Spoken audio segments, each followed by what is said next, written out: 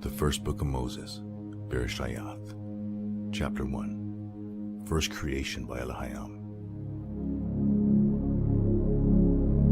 In the former time periods, as a powerful sign of working, chief son and heir Elohim filled with choice things, behold, as a sign Shemayim, the place of the names, and behold, as a sign Aratz, the chief place of running. But observe how Aratz was unorganized and empty, and Sheshach rose up from the deep waters, went up to its face, but the Ruach Elohim, as a wall of protection, moved violently upon the surface of the waters. Elohim then declared, light he will exist, and light he will exist. And Elohim gazed upon that beautiful light, and Elohim made distinctive the light from the darkness. And to the light Elohim called out the name Ya'um, and to the darkness he called out the name Leah Laha. This was the close and the dawn of the first age.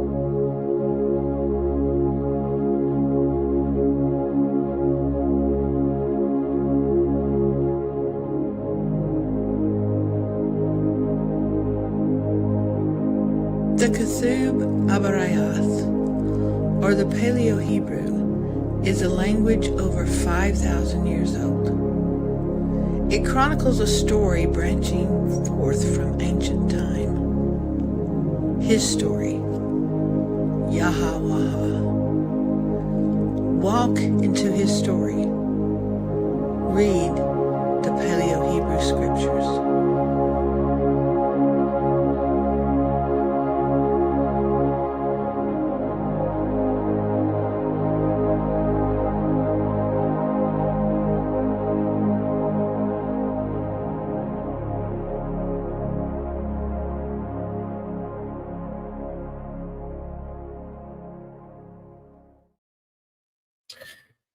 Shabbat Shalom, everybody. Welcome to the TP at Talk. I'm NJH. TP would be for Torah portions. At the Unexpected Cosmology, of course, I'm Noel Joshua Hadley. Is it just me? Is it just this week? Or is there like this heavenly glow? This like beam of light coming down right there.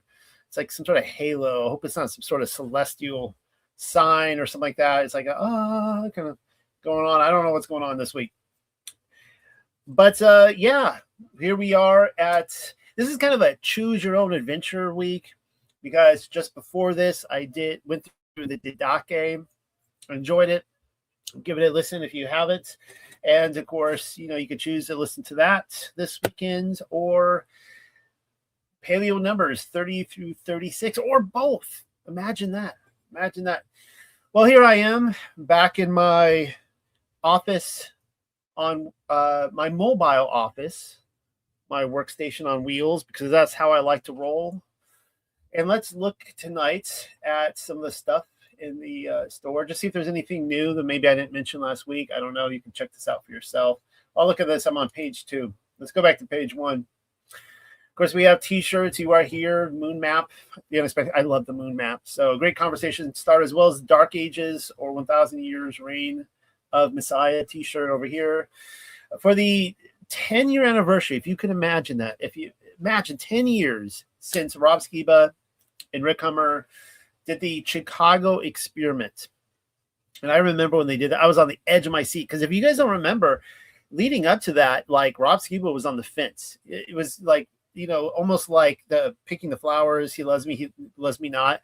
It's like he's a globe earthist, he's a flat earthist, like, you didn't know how it was going to turn out, but he turned out to be a flat earthist.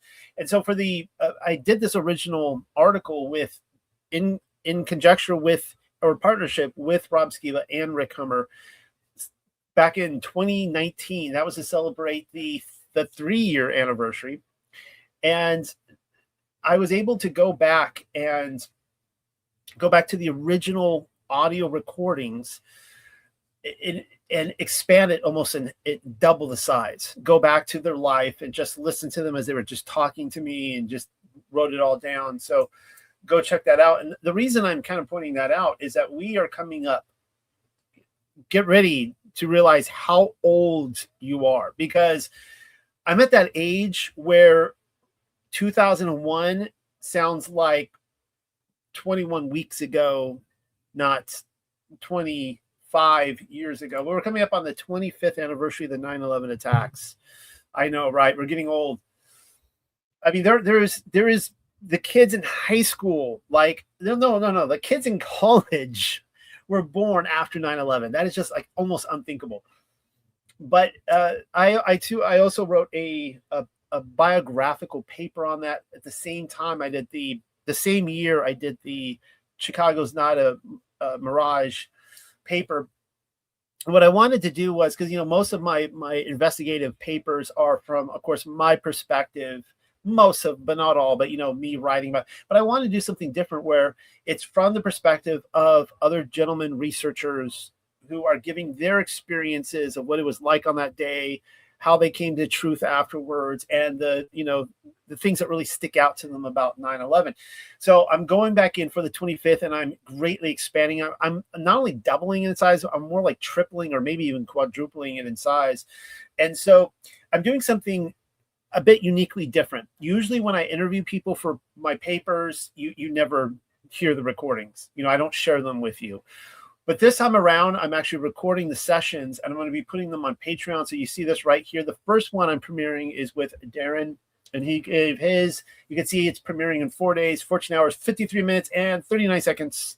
So get on the Patreon. This is a Patreon exclusive. You could see that. And then I have other names I'm not ready to give you yet because they're going to be a surprise that over the next 6 or 7 weeks leading up to September 11th, I'm going to be premiering on Patreon exclusive content.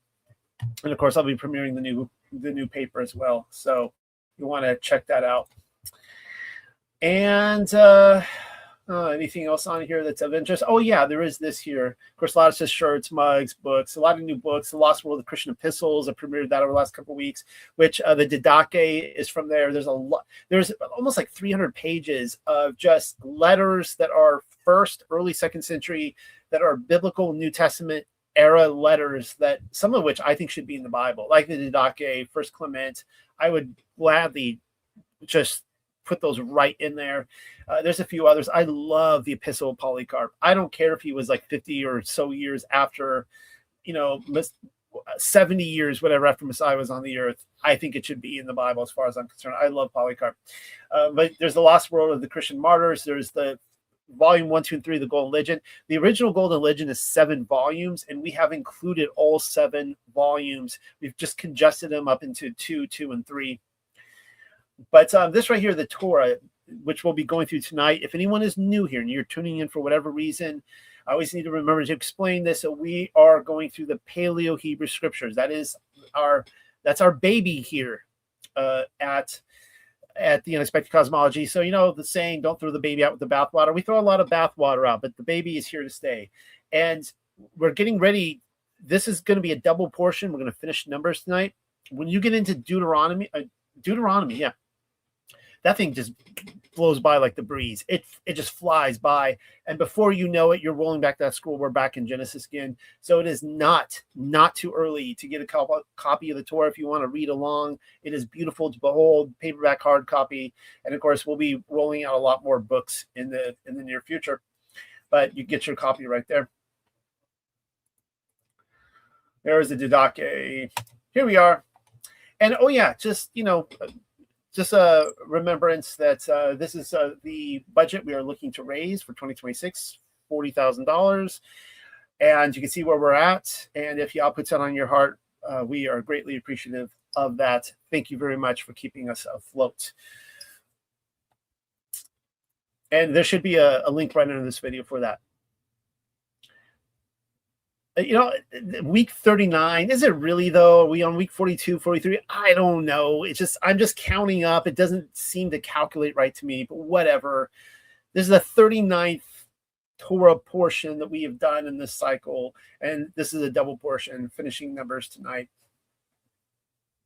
Let's start with the Lord's Prayer, or Yahweh's Prayer from the Paleo.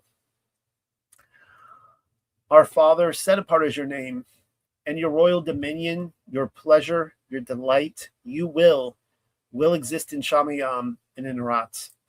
And give us our bread continually, and pardon our faults, our sins and missteps, in the same manner in which we forgive those who commit faults, sins, missteps against us.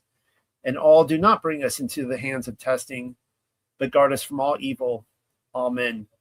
In the couple hours just before this, I went through the Didache, and I'll be going through a new series of extra biblical books, what I call deep text, for the following so many weeks or months. I started out with what I think is an easy one, the Didache. We'll be getting into harder books, but it just gave me chills, just because I believe the Didache was written before probably the Gospels. I mean, maybe Mark was written. I don't know. I don't think it was. I think it was a contemporary of Paul's letters. Paul's writing. There's no Gospels, and they're taking the sayings. Basically, that they learned the sayings of Yahshua in such a way that they were just repeating them in sermons. And this is how it's flowing out in the Didache when James is saying, in Acts 15, that they're to write to all the nations, instructing them.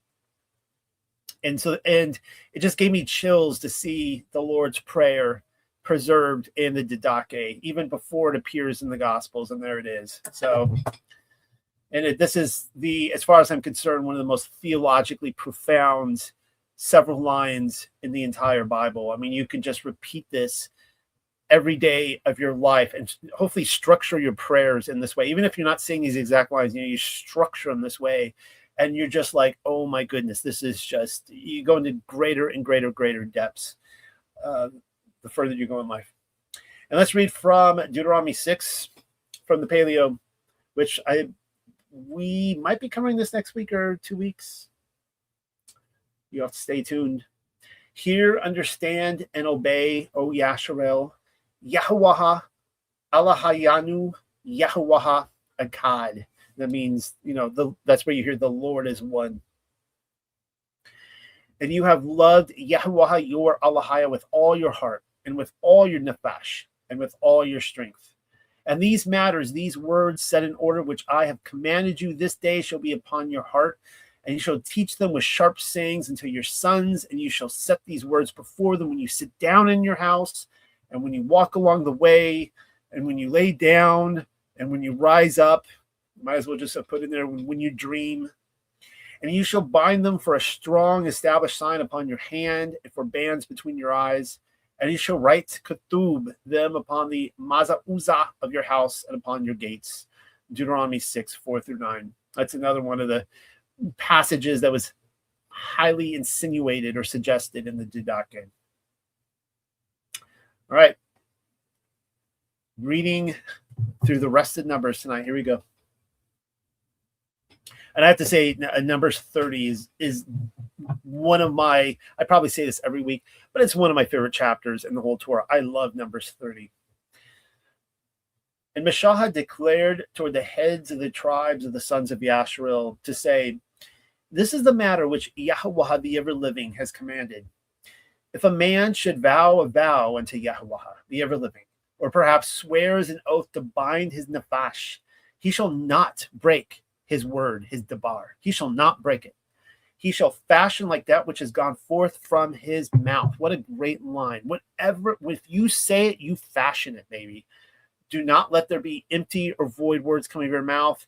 This is where James is like, just like, let your yes be yes and your no be no. Just be one of those people. If you say it, people around you know you're going to do it. You're good for it. You don't need to swear. You don't need to do anything like that. And if a woman should vow a vow unto Yahuwah the ever-living, and has bound herself, placing a prohibition or obligation upon herself while residing in her father's house in her youth, and her father hears and responds unto her vow and her bond of obligation, which she has bound over her nefash, her soul, and her father has kept silence of her, then shall stand all her vows which she has bound over her nefash. Now, this is really, really important.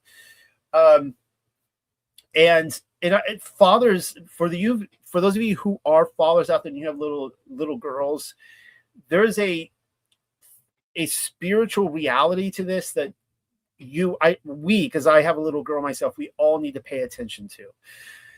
When I came to the Torah back in 2019, and I said this is one of my favorite chapters, and it's because I've meditated on it so much. This haunted me more than any other chapter in the Torah. And I took it around to other Torah people because I got married back in 2002. And I was asking around, did I break the Torah? Did I sin in marrying my wife.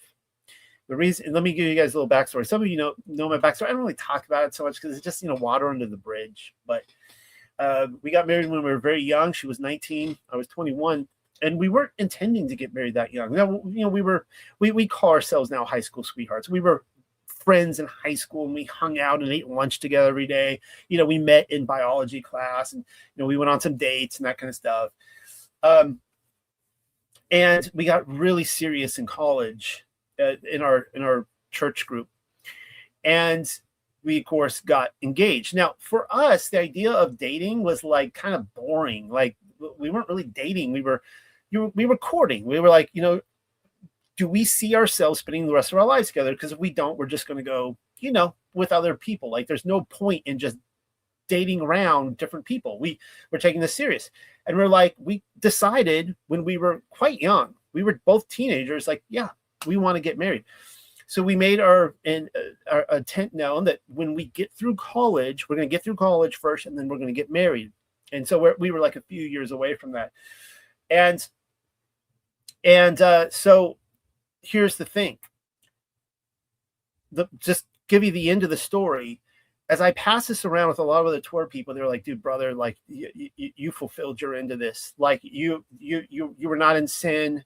Yah has honored you in your marriage.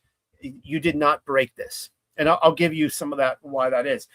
But as the weeks went on in our engagement, there was trouble brewing at the home front, not at my home front, but with her family.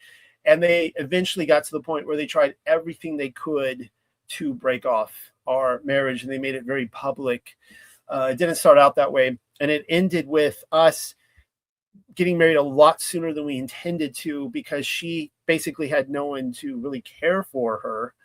And so when we got married, she was 19, I was 21. And so here's some things for guys to think about. Okay. This is very clearly right here, number one, that if she is young in her father's house, in her youth, all right.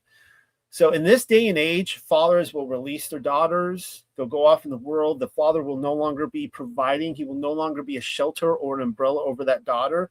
At that point, you have lost your say over her vows. You have handed her over to the world. You cannot come in if you don't like something she's doing and saying, I forbade. You can go give your advice. You can say, hey, as your father, I think you're making a mistake. Let me give you my counsel. But you can't stop her vows. She is now free to make her own vows if she has been turned out and she's living in the world, right? And by this, I mean, like, my wife was on her own, completely on her own. Like, there was nobody paying for her college, anything like that. In fact, her twin sister, she had to have another family member, a woman, come in to help pay for her, and so on and so forth. Not only that, is he kept silent in the vow in the beginning, and then he changed his mind later, which is a naughty no. You can't do this. Now, but let me just finish this paragraph right here. And you can see why this chapter is so personal to my own life, and understanding how I myself am to respond to other people through this, through the lessons I've learned. So if her father hears and responds into her vow and her bond of obligation through which she is bound over Nephash, and her father has kept silence for her, then shall stand all her vows which she is bound over her Nephash. But conditionally, should her father refuse her in the day, like the sunlit hours, he hears of any of her vows or the bonds of obligation which she is bound over her Nephash, the vow shall not stand. And Yahweh, the ever-living, shall give pardon unto her, for her father has restrained her. Now, this can set up a very irrational situation. Okay, you could be the type of guy, and we're going to see this not just with daughters, but also with husbands, with wives, who you're just like, no, with everything, right? And it's like, but daddy, and it's just, that's not going to end well either. You're going to embitter people. But I think that if we're understanding the spirit of the Torah, as fathers, we can come at it like in this way. You hear this oath, this something that they are committing to, and you're like, okay, look, I don't have all the facts yet on this. I need to think about this more. Let me consider the matter more, right? And I think that that's going to win over a lot more points, daddy brownie points, daddy's little girl, than just being the no guy, or yeah, sure, whatever, and then you try to take it back later, and that's not going to end well. So understanding, of course, because you could have a passage like this where a guy's like, oh, I'm keeping the Torah, the letter of the law, and he's a total a-hole, right? Like you don't want to be that guy. But conditionally, if she should exist living into a man, and she has vowed an obligation over herself, or perhaps she has rashly uttered with her lips that she binds upon her soul, and her man hears and responds in the day of his hearing, and he has kept himself quiet unto her, then her vow shall stand, and the bonds which she bound over her nefash shall stand. So this is now for all you married couples out there.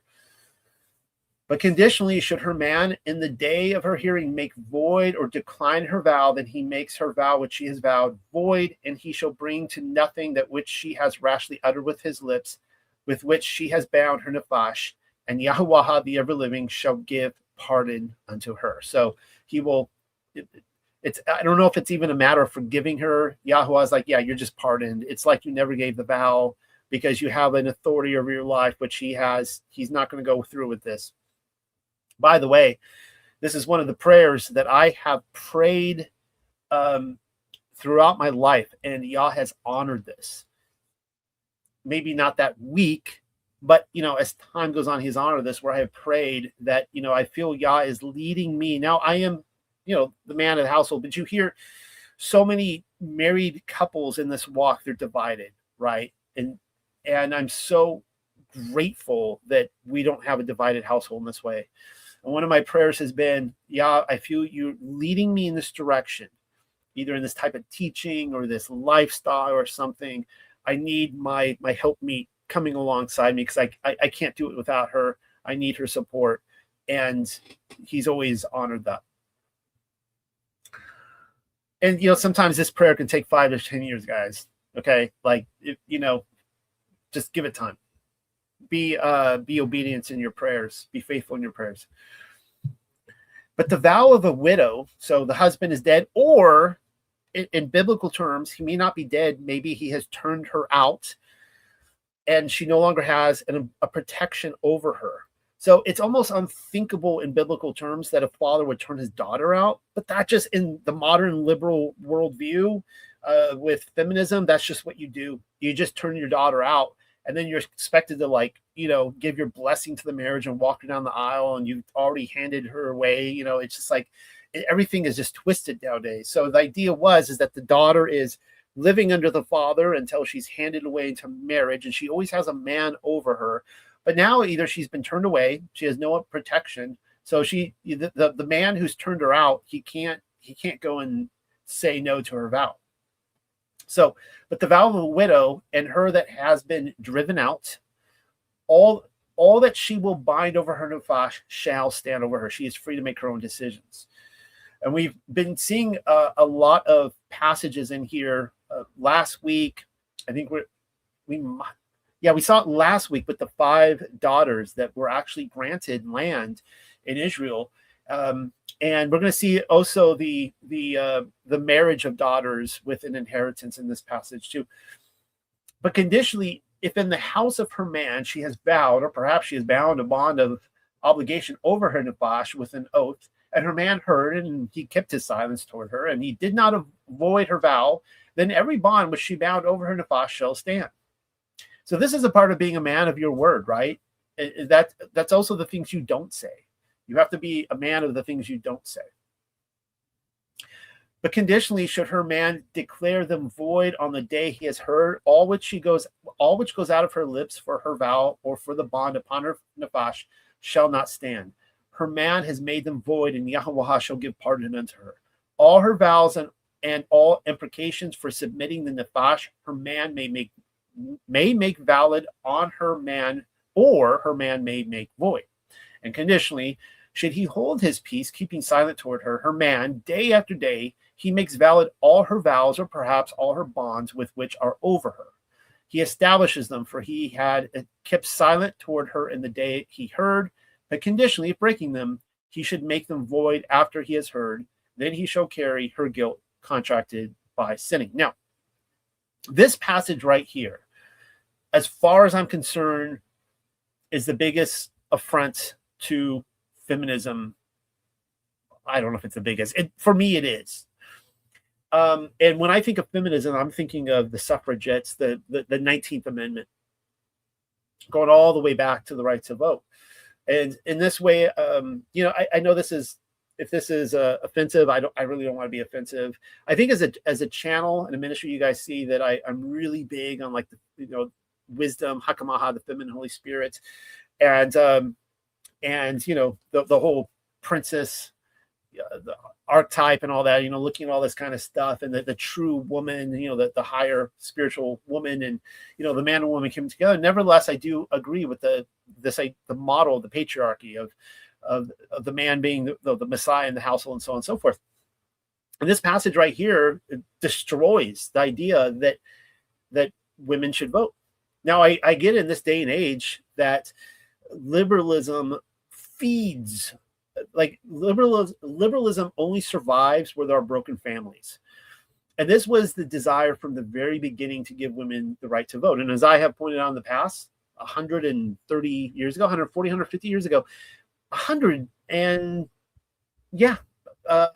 years ago, most women were against voting.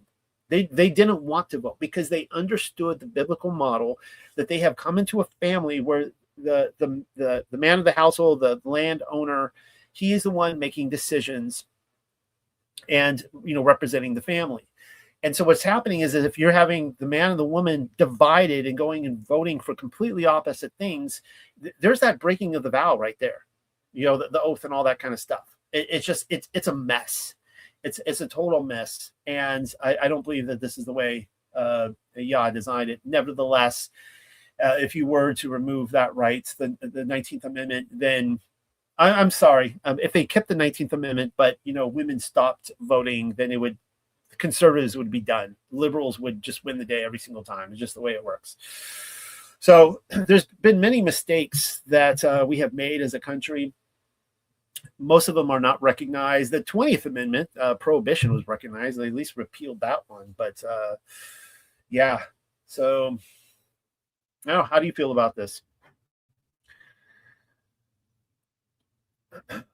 There are the statutes which Yahweh the ever-living commanded Meshaha between a man for his covenant woman, between a father for his daughter, still in her youth, in her father's house. And again, I have a lot to read tonight, but I just really want to reiterate this, that my interpretation of this, if we have that we can't always know someone's heart, whereas Messiah could, the Father can. And so I gave the example of Solomon, kind of with the baby, chop the baby in half. But if we kind of have this attitude of like, look, I don't have all the pieces. I hear what you're saying.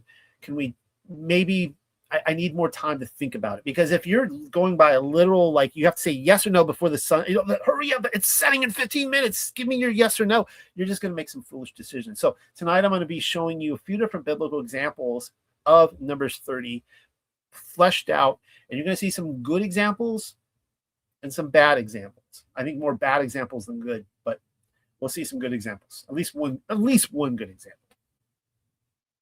Chapter 31. And Yahweh the ever-living declared toward Al-Mashahah to say, avenge the sons of Yasharel upon the Madayanuyam.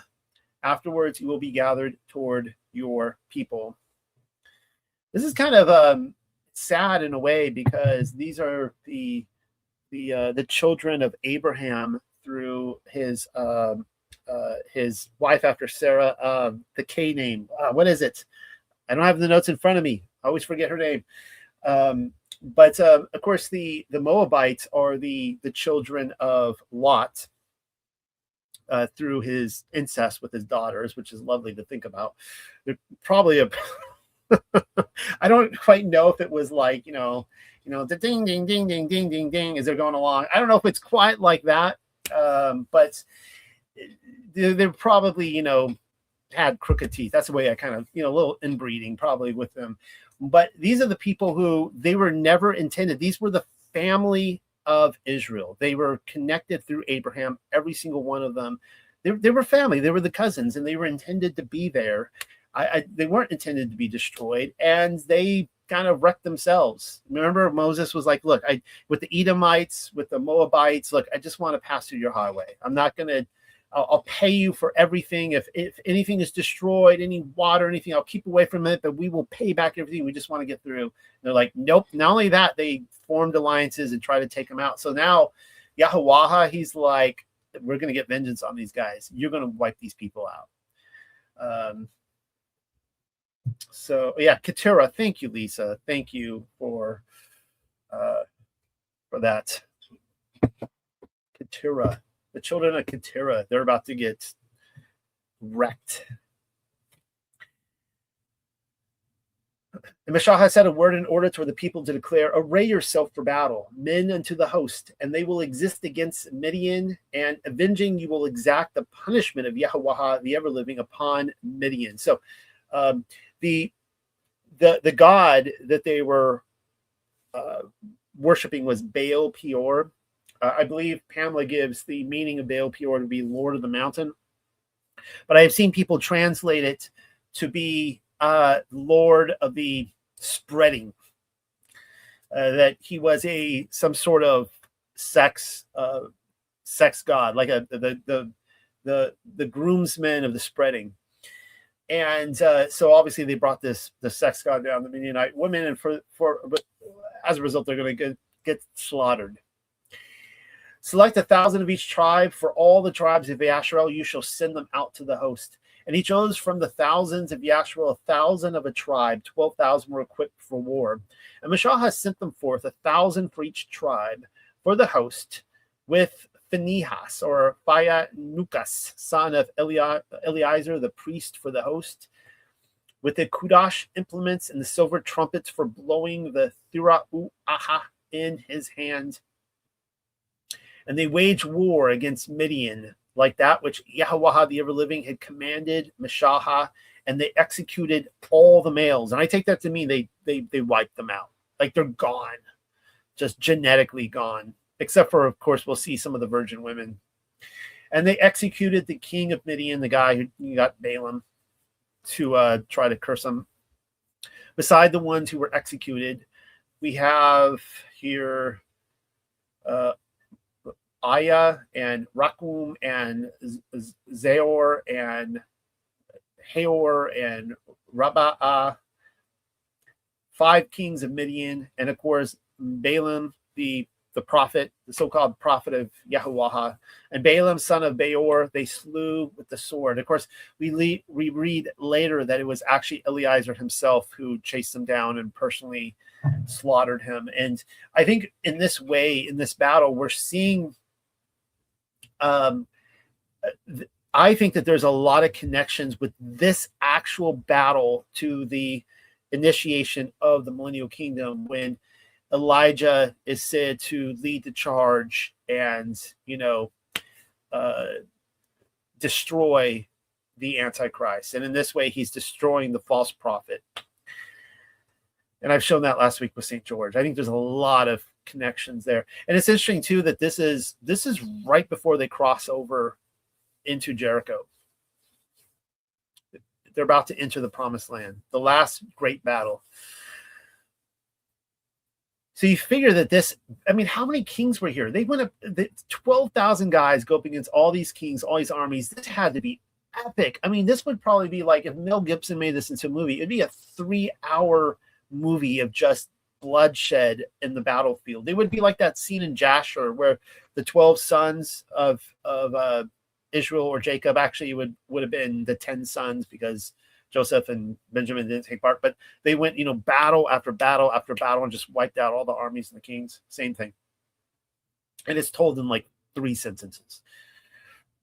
And the sons of Yasharel led away captive women of Midian and their little ones and all their beasts and all of their flocks, and snatched away as spoils all their wealth. And all the cities wherein they dwelt and all their fortified encampments they burned with fire.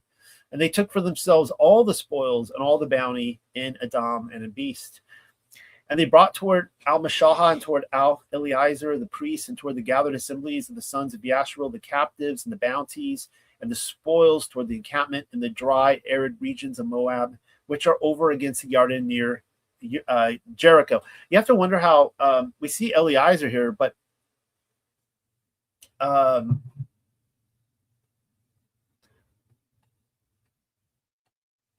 me see here. Give me a second. I was a little turned around. Whatever. I'm going to keep reading. And they brought toward Al-Mashah and toward Al-Eliezer, the priest, and toward the gathered assemblies of the sons of Yasharel and the captives and the bounties. I was going to say Phinehas. We don't actually see how he responds here, which kind of always has my interest. And Mashahah and Eliezer the priests and all the lifted up chiefs went out to meet them outside the encampment. And Mashahah broke forth with anger against those in charge of the host, the commanders of thousands and the commanders of hundreds, the ones which had come from the battling host. And Mashahah spoke toward them, have you kept them alive, all the women? Look, these existed unto the sons of Yasharel through the counsel of Balaam to treacherously betray Yahweh the ever-living over the matter of Peor or Baal Peor, and a plague existed against the gathered assemblies of Yahweh. Now, the way, I mean, you can almost envision this picture because he's saying these were the very common women, the prostitutes, the missionaries, teaching them the missionary position, who came over and did these horrific acts that caused all these men to die. And so when they went and got revenge or vengeance and killed off all their men, what were these women doing? They were peering out the window, their faces were painted, probably looking in a very seductive manner, be like, take me, right? They need a man to take care of them.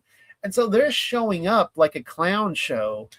And Moses is looking at this going, didn't these women just walk into this camp like, I don't know, days ago, and we're going to repeat this all over again? You really think these women aren't going to continue teaching you to worship, Baal Peor? And now all males among the little ones and every woman who has intimately known a man by laying with a male, kill. But all the children among the women which have not intimately known a male by laying down shall exist for you. And you shall incline from outside the encampment 7 days all who have killed a Nephash, and all those who have touched against the pierced through.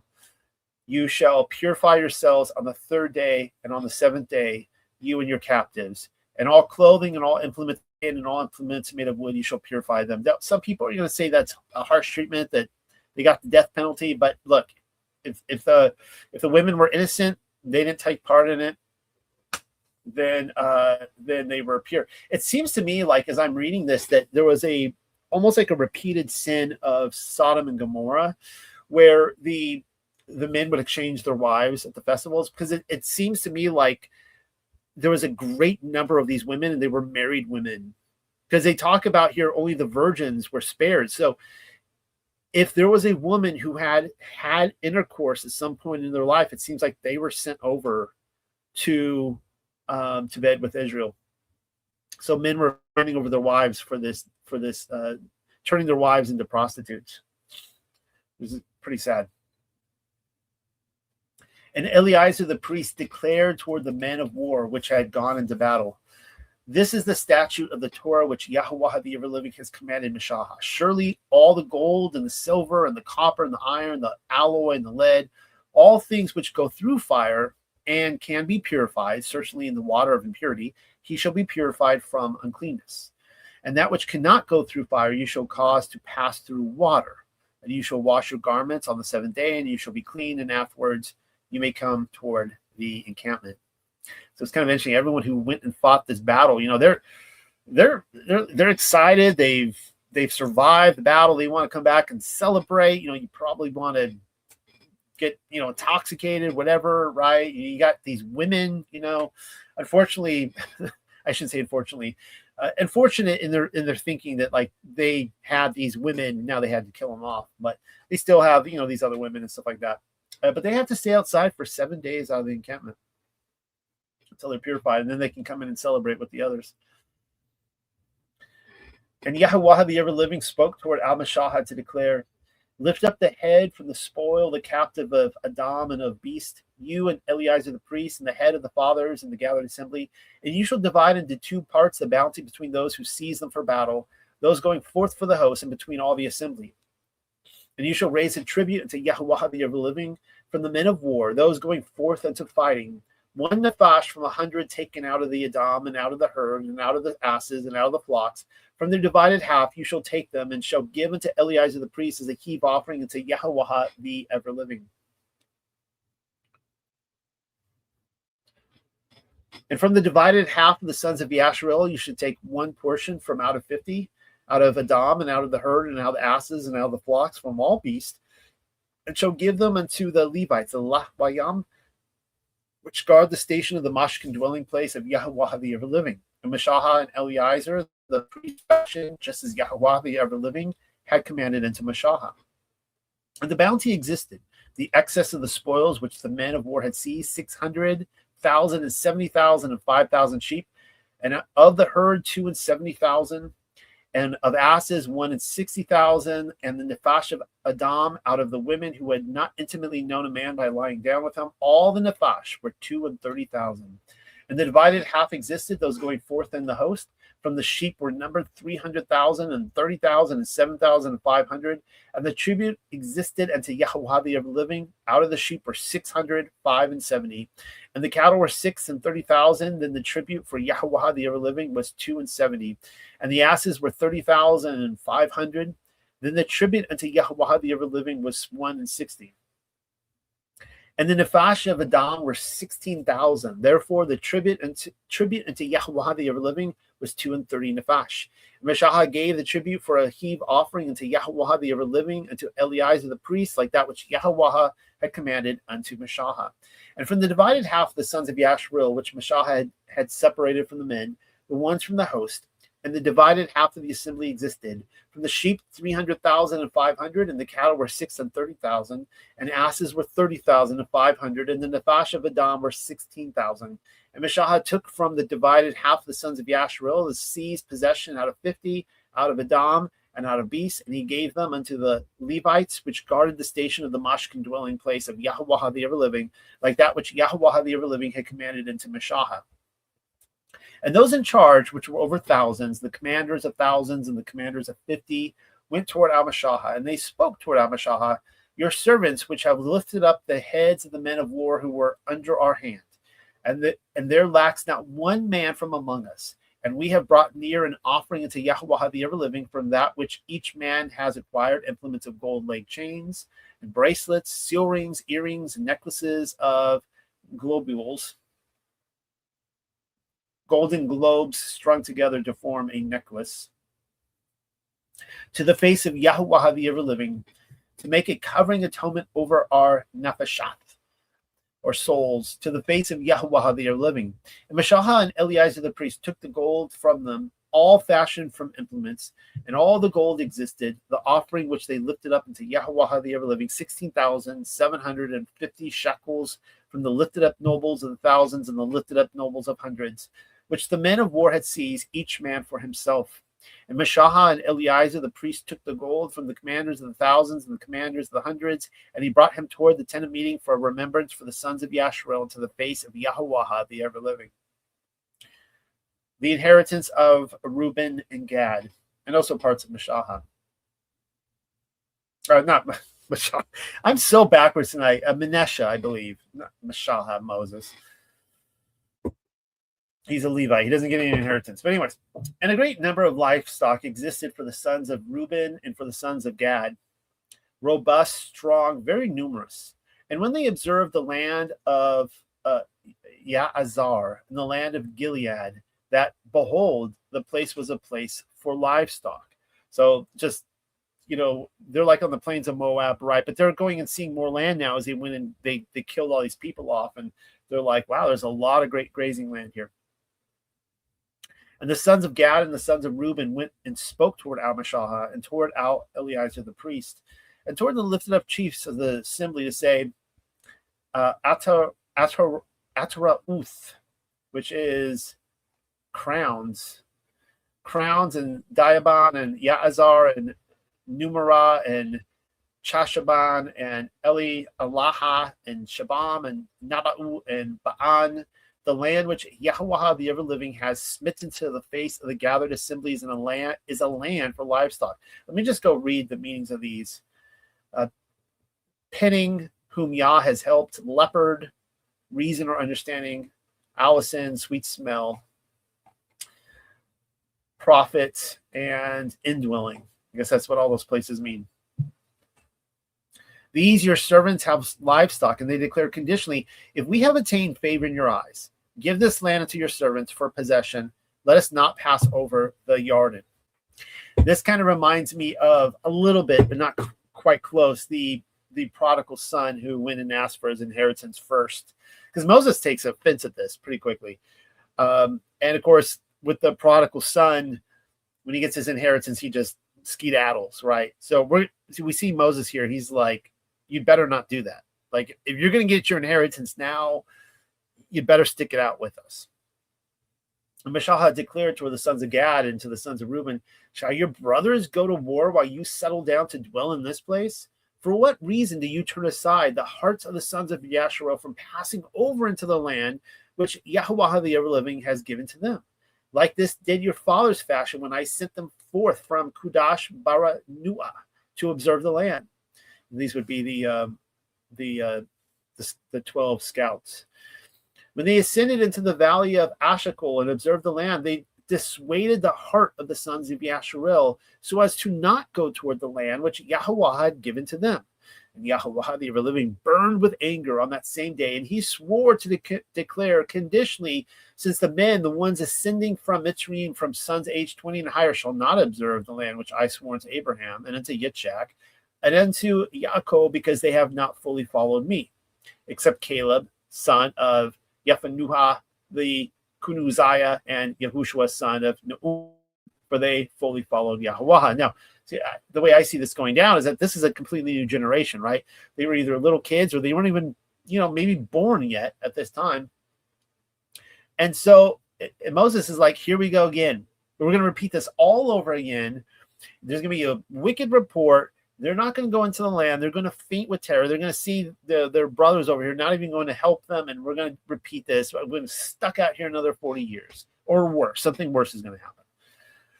I mean, they could see it within their sight this time, right? They could see the river and beyond. And Yahweh's anger blazed up against Yasharel, and he caused them to vacillate, to move to and fro in the wilderness for 40 years.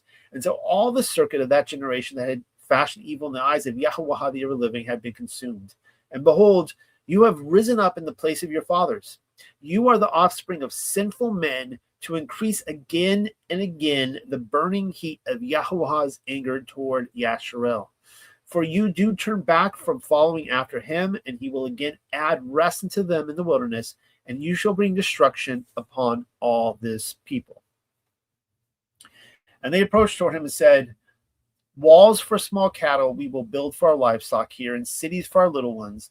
And we ourselves we will draw out hastily, girded for battle, to the face of the sons of Yasharel, until that conditionally they be brought toward their standing place. And our little ones shall settle down to dwell in the fenced cities from the face of the inhabitants of the land.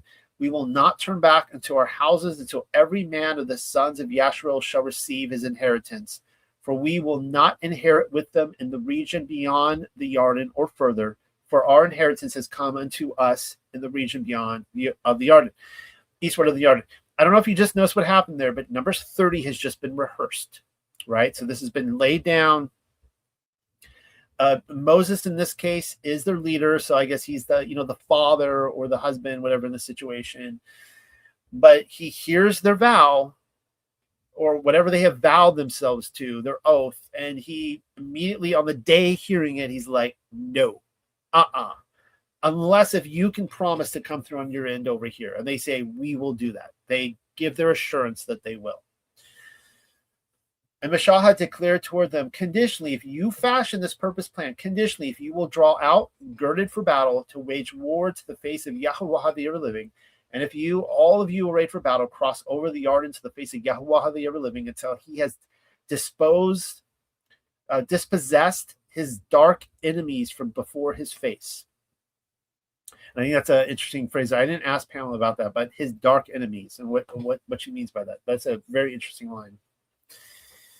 And Ha'arat has been subdued to the face of Yahweh, the ever living. Then afterwards you shall turn back, and you shall exist free from blame before Yahweh and before Yasharel. And this land shall exist for your possession to the face of Yahweh, the ever living. But conditionally, if you do not fashion like this, then behold, you have sinned, becoming liable to a forfeiture unto Yahweh, and you will acquire knowledge that your calamity, your iniquity, your guilt contracted by sinning shall find you. Establish for yourselves cities for your little ones, and walls for your small cattle, and fashion that which came forth from your mouth. So it's almost like, it seems like here Numbers 30 being played out is that Gad and Reuben had former commitments. And so Moses is saying, yeah, you can keep to this vow you've made as long as you uphold your former commitments. This is where it kind of comes in with like a wife, for example, right? The assumption is she has already made an oath of vow to her commitments to the household, to her husband. So if she is now making a vow to take her away from those commitments, that's where the husband has come in and say, wait a second. You've already made these commitments. You're now tacking this extra stuff on. So if you can keep both, that's fine, right? But, don't forget your first commitments. And we're going to see an interesting example with this, with Joshua speaking about the traditions of men. And the sons of Gad and the sons of Reuben declared toward Al-Mashah, say, your servants will fashion like that which Adonai has commanded. Did I already read this? I don't know. Our little ones and our women and our livestock and all our beasts shall exist there in the cities of Gilead, and your servants will pass over every man arrayed for battle, for the host to the face of Yahweh, the ever living, unto warfare like that which Adonai has purposed. And Meshach commanded of them, with Eleazar the priest and Yahushua son of Nun, and the heads of the fathers of the tribes of the sons of Yasharel. Meshach declared toward them conditionally, if the sons of Gad and the sons of Reuben pass over the Jordan with you, every man arrayed for battle to the face of Yahweh the ever living, to your face, then you shall give to them the land of Gilead for possession. But conditionally, if they do not pass over arrayed for battle with you, then they shall have an inheritance in your midst in the land of Canaan. And conspicuously, the sons of Gad and the sons of Reuben lifted up the voice to reply, saying, that plan which Yahweh has purposed into your servants, in that manner we will fashion. We will pass over arrayed for battle to the face of Yahweh, the ever-living, into Arat Canaan, or Canuan, and the inheritance which is ours is from the region beyond Ha-Yarden River. And Meshach gave to them, to the sons of Gad and the sons of Reuben, and to the half-tribe of Manusha, son of Joseph, from the kingdom of Sidon, Malak of the Amariah, and from the kingdom of Og, Malak of the Bashan, of the land of the cities along the borders, the cities of the land in the circuit roundabout. And the sons of Gad restored Deaban and Atarath and Arar and Atarath, Sha'ufan and Yaazar and Yagabahaha and Bayath Numaraha and Bayath Haran, fortified cities and walls for the sheep. I'll be showing you guys a map of this in sooner rather than later. And the sons of Reuben restored Chasha Ba'un and Allah and another place and a few other places, and Naba'u and Ba'el Ma'aun, their names being changed, rightly so, and Ath Shaba Maha. And he called out their names, the cities which they had restored. And the sons of Machayar, the son of Manusha, walked to the place of Gilead and took possession of her and disposed the Amariah, the Amorites, and who were in her. And Meshach gave the Galaad unto Machayar, son of Manusha, and he settled down to dwell in her. And Ya'ayar, son of Manusha, walked and took possession of the villages, and he called them Cha'uth, Ya'ayar, and Nubak, walked and took possession of Knuth and her villages, and he called out to her Nubak after her after his own name. I thought I had somewhere in here. Like I'm scrolling through all this and they're not there. I said, oh, okay. Well, we will get to it. I guess not sooner rather than later, but we will get to it.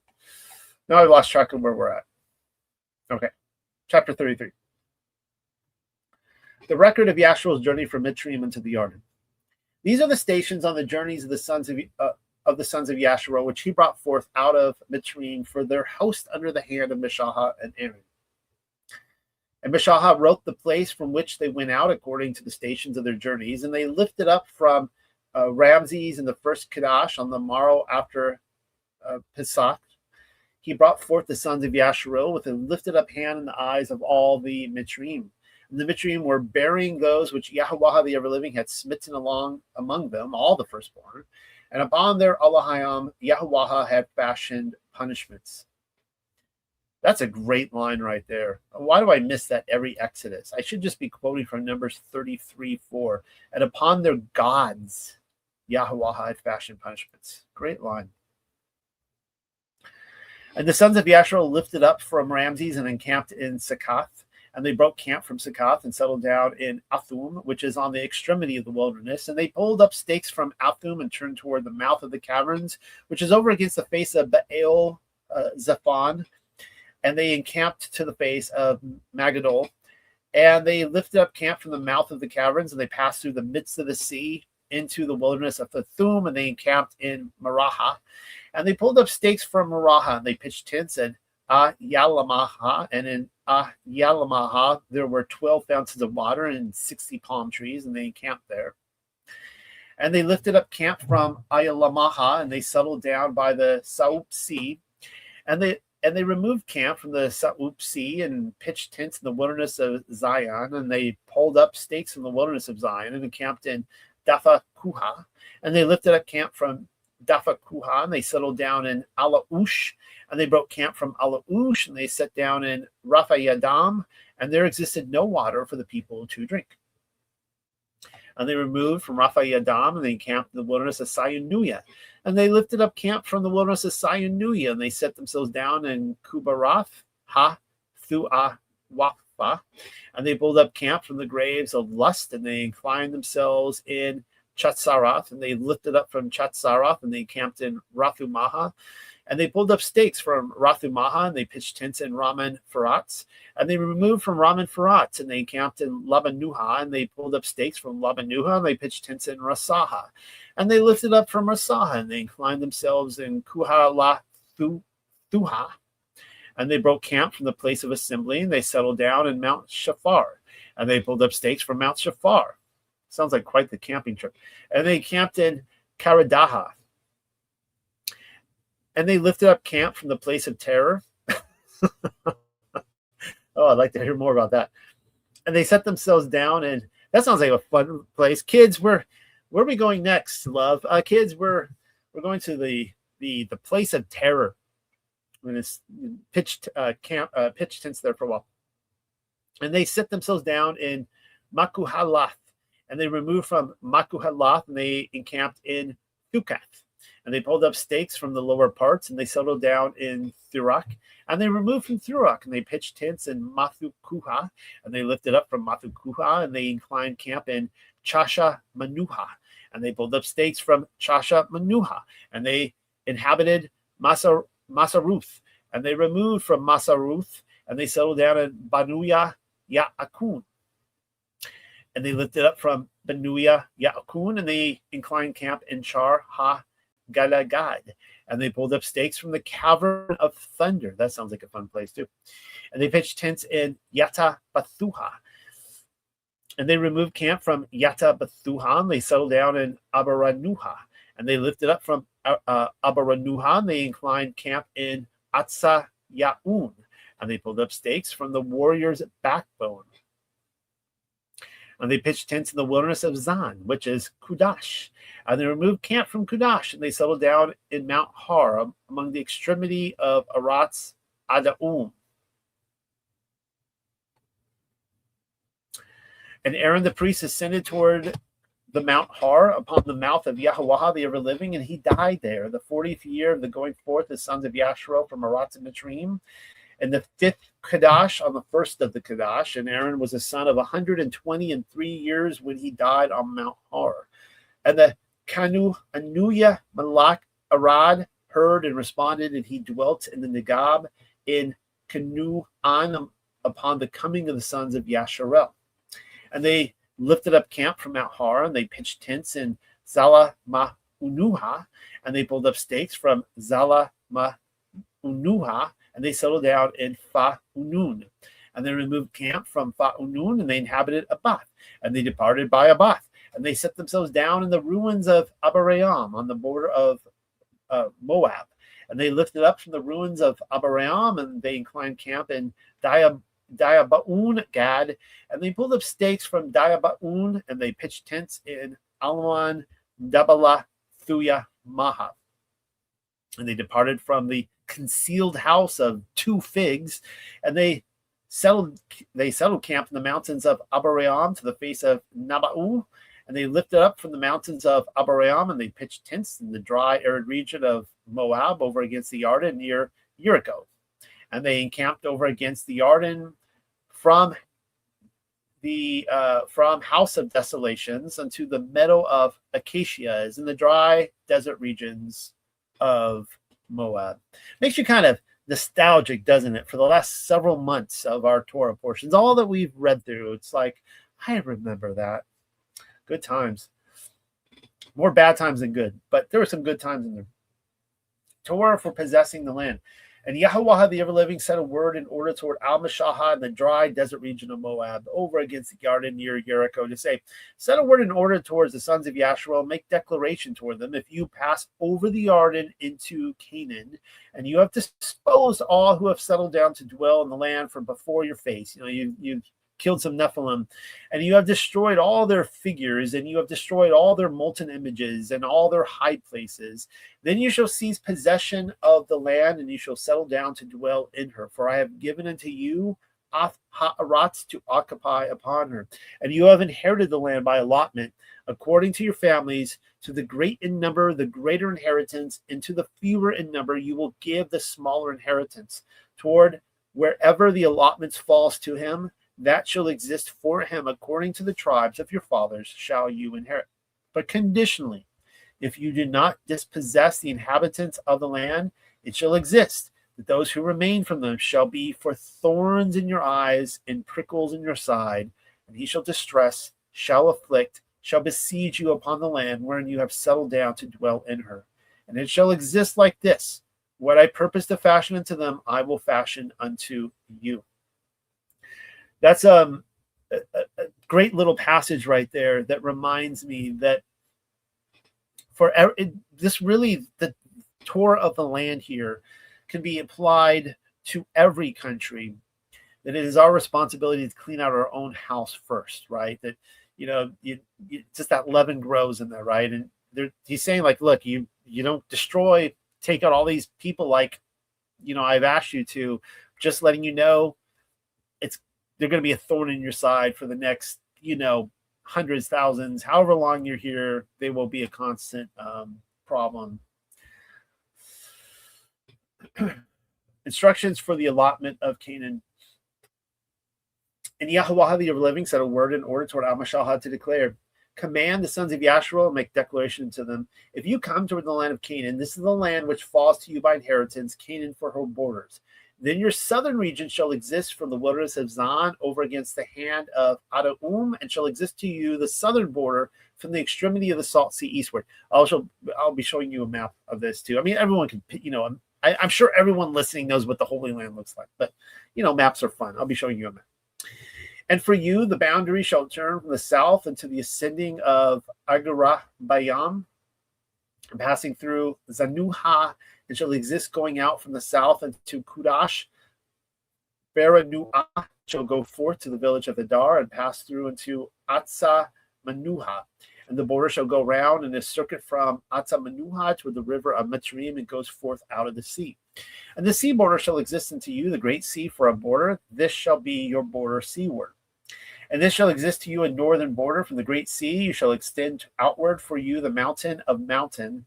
And from the mountain of mountain you shall extend towards outwards into the going out of Hamath. And the border shall exist going out unto Zada Daha, which means the side of the mountain. And the boundary shall go forth from the side of the mountain, and you shall go on to the village of fountains. That sounds like a nice, kind of like Palm Springs. Sounds like a nice place, kind of, where Bob Hope would settle down, the village of fountains. Maybe it's got a little skiing in the wintertime, if the conditions are right. This shall exist for your northern border. And you shall mark for yourselves for the eastern border from the village of the fountains into Safa Maha, and the border shall descend from Shafam to Rabalaha from the eastern side of Ayin. And the border shall descend and shall extend over against the shoulder of the sea of Kanurath eastward. And Mishaha commanded the sons of Yasharel to declare, this is the land which you shall inherit her by an allotment commanded by Yahweh the ever-living, to give unto 9 of the tribes and unto the half tribe. For the tribe of Reuben has taken, according to the house of their fathers, and the tribe of Gediah, according to the house of their fathers, and half of the tribe of Manusha have taken their inheritance. The 2 tribes and the half tribe have taken for themselves their inheritance on the region across the Jordan near Jericho, eastward toward the rising sun. And Yahweh the ever-living said a word in order toward Al-Mashahah to declare, these are the names of the men who will distribute unto you the land. Eliezer the priest, and Yahushua son of Nun, and one lifted up chief from each tribe you shall take to distribute the inheritance of the land. And these are the names of the men for the tribe of Yehuda, Caleb, son of Yephanuha. And for the tribe of Simeon, or Shama-un, is Shama-uel, son of Amayahud. For the tribe of Benjamin is Eliadad, son of Kasalaun. How dare I mispronounce his name? And for the tribe of the sons of Dan, the lifted up chief Bakuya, son of Yagalea. For the sons of Yosef, for the tribe of the sons of Manusha, the lifted up chief Chanuel, son of Ephod. And the tribe of the sons of Ephraim, the lifted up chief Kumau-al, son of Shaphatan. And for the tribe of the sons of Zebulun, the lifted up chief Eliah Zephon, son of Baranuk. And for the son of Yeshikar, the lifted up chief Pelatiah, son of Azan. And for the tribe of Asher, the lifted up chief Akayahud, son of Shalamiah. And for the tribe of the sons of Naphathulah, the lifted up chief Fadah al, son of Amehud. These are those whom Yahweh the ever-living commanded to distribute the inheritance of the sons of Yasharel in the land of Canaan. Oh, here's the map I promised. The extended promised land according to Numbers 34. So you could see that, they're going through Moab over here, and they have the whole conflict with the Midianites and all that. And so this is the beautiful sheep, cattle grazing lands that they wanted for themselves over here. Of course, there's the Jordan River. But I guess these are the borders that are drawn out according to Numbers 33, 34 area right here. The cities for the Levites, chapter 35.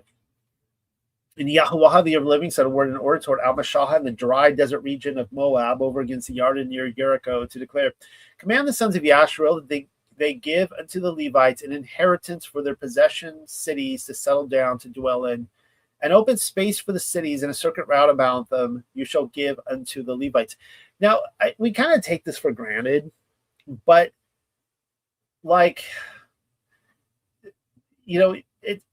I don't know. I don't even know what an analogy is like here. It's not like Christmas morning, but you're getting this amazing inheritance.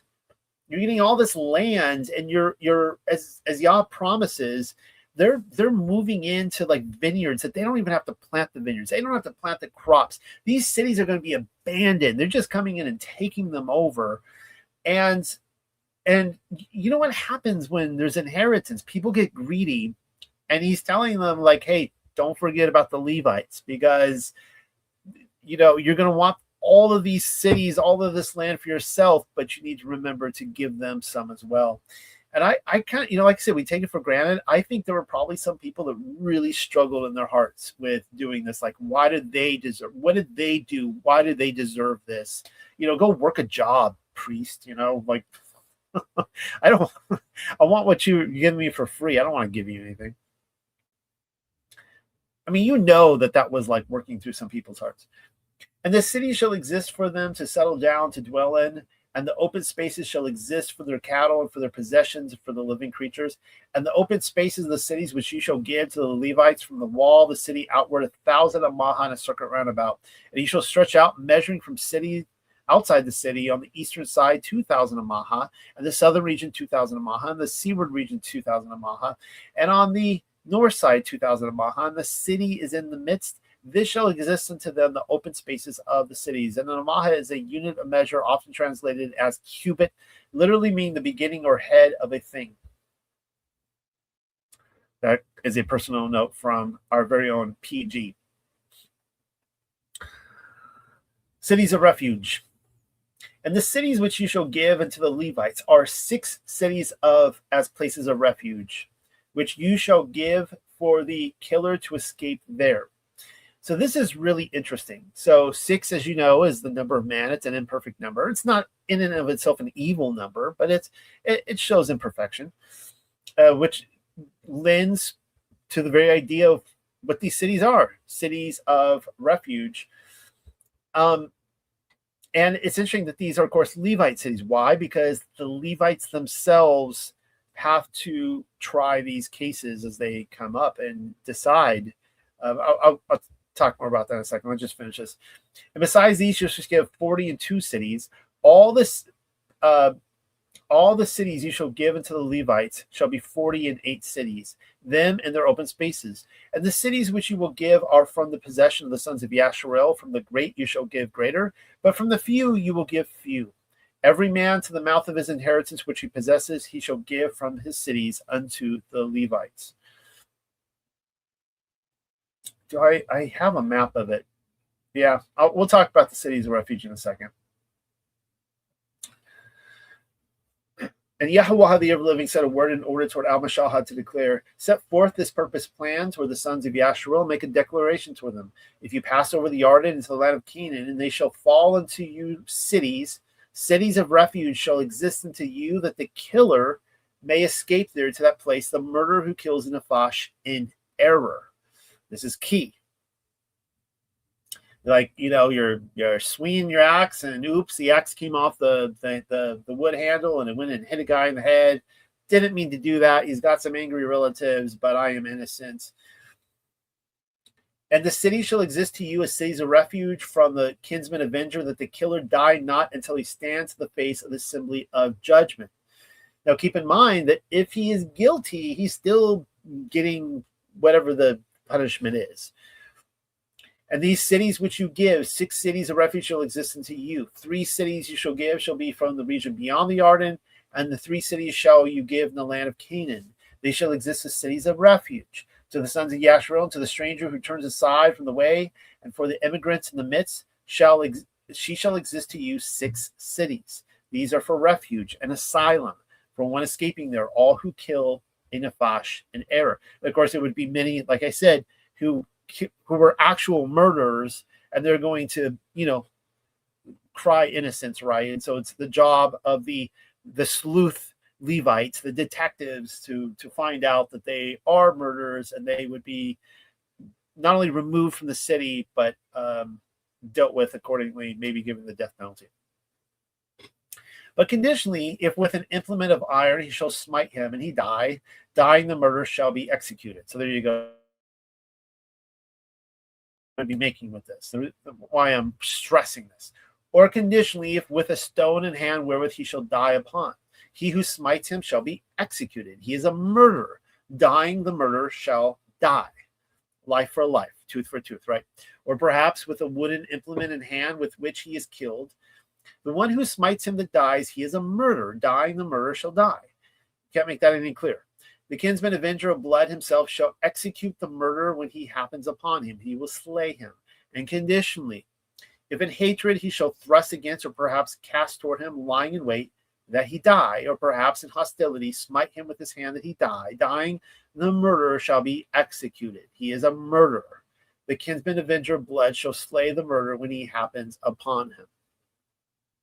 I just am all for the death penalty. Society would be, can anyone listening to me argue that society would be better if there were no death penalty, which is pretty much the case most of the time, right? I mean, yeah, just put the fear of God in people. Like, you go murder someone, you're going to die as well. We will find you. You will be brought to justice.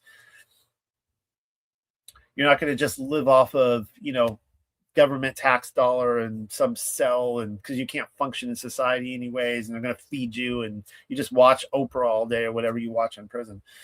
But conditionally, if suddenly in a wink with no hostility he thrusts him away, or perhaps casts upon him an implement with no lying in wait, or perhaps with any stone which he dies with without observing, and he fells something upon him that he die, and he was not an enemy of his and had never sought his hurt, then the congregation shall judge between the killer and between the kinsman, avenger of blood, over these judgments.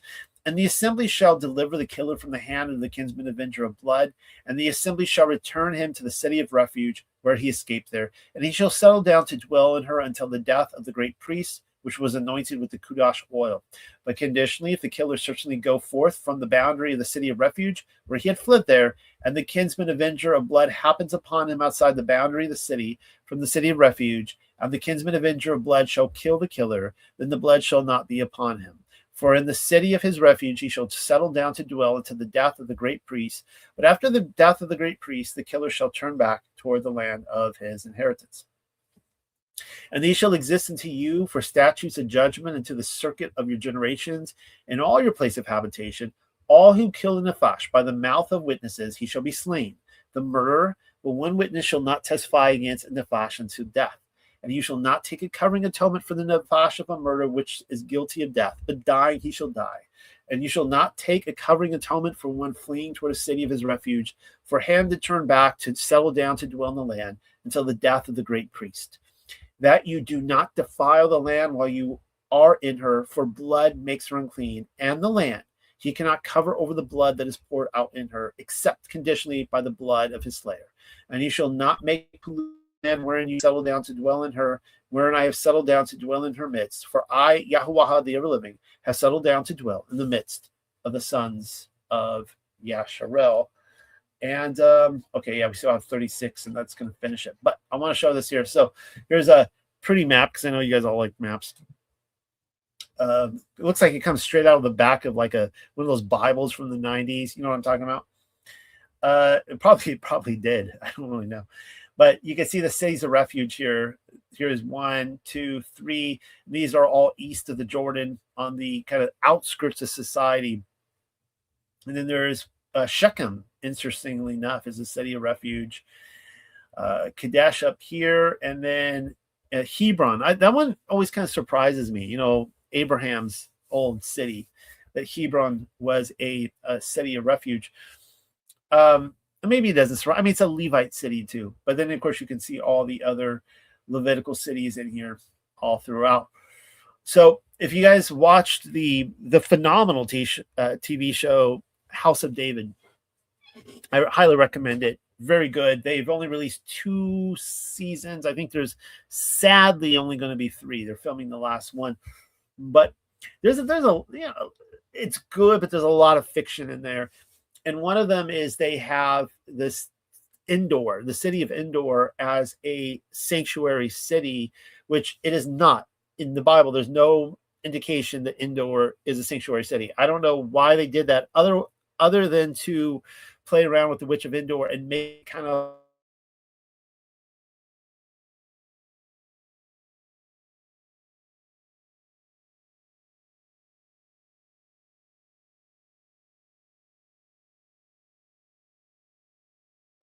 So I will wait. Okay, I think I'm back now. I got cut out there. So, they make it out like you go to Endor and it's just like murderers and robbers and witches and just, like smugglers, like if you need bad dudes, you go there.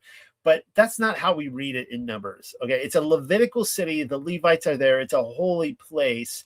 And if someone is guilty of a crime, they are dealt with. That's not what the cities of refuge were. It's not like they were not intended to be like cities of refuge even today, like in the US, right? We're just free, free for all type of thing. So yeah, just wanted to point that out. All right. This is the last chapter of Numbers. How exciting. I'm going to end the actual reading of the Bible tonight, and then we'll get into some of the commentary with the time that we have left, which isn't much. So we're doing a double portion tonight. Inheritance by marriage. And this will get a little bit more into the women's rights. It sounds to a modern woman, that's going to sound a little degrading to the rights, but it's actually... you'll see. I'll give a quick little commentary on it. And the heads of the fathers for the families of the sons of Gilead drew near, the sons of Mechir, the son of Menusha, for the families of the sons of Joseph, and set his words to the face of Meshahah, and to the faces of the lifted up heads of the fathers of the sons of Yasharel. And they spoke, My Adon, Yahweh, the ever-living, commanded to give the land of inheritance by allotment unto the sons of Yasharel. And my Adon was commanded by Yahweh, the ever-living, to give the inheritance of Zelophehad, our brother, unto his daughters. But if they exist to one of the sons of the tribes of the sons of Yasharel to be his woman, then shall be diminished their inheritance from the inheritance of our father, and shall be increased upon the inheritance of the tribe wherein they exist unto them. So shall our allotted inheritance be taken away. And conditionally, he shall exist at the Jubilee for the sons of Yasharel, that their inheritance shall be added into the inheritance of the tribe in which she exists to them, and their inheritance shall be scraped off, taken away from the tribe of our fathers. So what they're actually seeing here is, you want to call it maybe a loophole. There's a problem in the law, if you want to call that, again, where they're like, okay, if you're the tribe of Ephraim, you're a man, you're always the tribe of Ephraim. If you're the tribe of Judah, you're always the tribe of Judah. It just goes down the line. And, women can marry into that tribe. A Danish girl, she could marry into the tribe of Judah, and then she has little Judah sons. I remember my grandmother at the end of her life. She commented, she was sitting there, and it was the funniest moment. She's like, I'm a French woman. My parents were French. My grandparents were French. They were all French. And somehow I ended up in an Irish family because no one in the family claimed to be French. They were like all Irish. Everyone started laughing. I was like, that's kind of funny. It's true. They never really thought of themselves as French because, but so they're like, well, okay. So if these women marry this Ephraim girl who's very wealthy, and she gets the inheritance of her father, she owns land, she has now power. So what's going to happen is these other tribes are going to try to leverage and get that power for themselves through marriage, and that's going to take away power from our tribe. And so we're going to see how Yahweh is going to judge this. And Meshahah commanded the sons of Yasharel, according to the mouth of Yahweh, the ever-living and the ever-living, to declare, in this manner, the tribe of the sons of Joseph have set words in order. This plan, which Yahweh has commanded for the daughter of Zelophehad, to declare, if it seem excellent in their eyes, they shall exist for women only to the families of the tribe of their fathers. To them they will exist for women. That the inheritance of the sons of Yasharel shall not circle around from tribe to tribe, for every man upon the inheritance of the tribe of his fathers, so shall he adhere. And all daughters who possess an inheritance from a tribe of the sons of Yasharel to one from the families of the tribe of the father shall she exist to a woman, for the purpose and intent that every man of the sons of Yasharel may possess the inheritance of his fathers, that the inheritance does not circle round from one tribe to another tribe, but every man shall adhere to the tribes of the sons of Yasharel. Like all that which Yahweh the ever-living has commanded Meshahah, in like manner did the daughters of Zelophehad fashion him. And here they are again. These are the same 5 women that we saw last week. And this is an amazing the way this Torah works out here, because as I showed you, most of these women had cities built and named after them. Or maybe they weren't built. They were just, took over another existing city.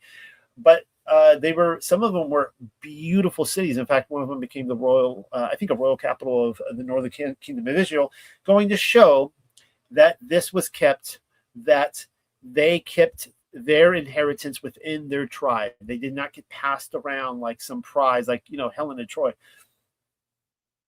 So all the daughters existed for women to the sons of their father's brothers. From the families of the sons of Menusha, the son of Joseph, they existed for women, and their inheritance existed within the tribe of the families of their father. These are the commandments and the judgments which Yahweh, the ever-living, established in the hand of Mishahad toward the sons of Yasharel in the dry desert region of Moab, over against the Jordan, near Jericho. And we did it. This concludes this TP session and the book of Numbers. So we just got one book left to go. I think that deserves a drink of coffee on my part. You guys can also pause for a drink. And with the time we have left, which is not a lot of time, let's talk about vows. And the question I'm going to be asking, I don't think I've ever asked this question before. Did Yaakov, the father Israel, did he make a vow to build a temple? And this is when the Jacob's ladder incident. And I'm not going to go into the stone of scone research again. You guys all know about that, but it's the stone, right? So it may have other implications here. I say that to recognize that point. But he says, and this stone, which I have set up as a standing stone, will be Allahayam's house. And of everything you give me, I will faithfully return 1/10 to you. Now he says that this vow, he says, Yaakov took a vow, okay? Verse 20. If Allahayam will be with me and will guard me on this road that I'm traveling, right? So if he does these things for me, this is what I will do for him. Well, interestingly enough, after years later, you have, his two wives, Leah and Rachel. He gets all these children through them, comes back, meets Esau. He doesn't go back to that place to build, to the stone. He doesn't do anything there. It says, having traveled from Padam Aram, Yaakov arrived safely at the city of Shechem in Canaan. And he set up camp near the city. So he did not keep to his vow, at least not initially. And then we see in the following couple verses, Dinah, the daughter of Leah, whom she had born to Yaakov, went out to visit the local girls. And we get a whole rape incident. This whole thing starts within, Levi and going off and circumcising and killing everyone. And then the brothers go to war. It's this huge ordeal.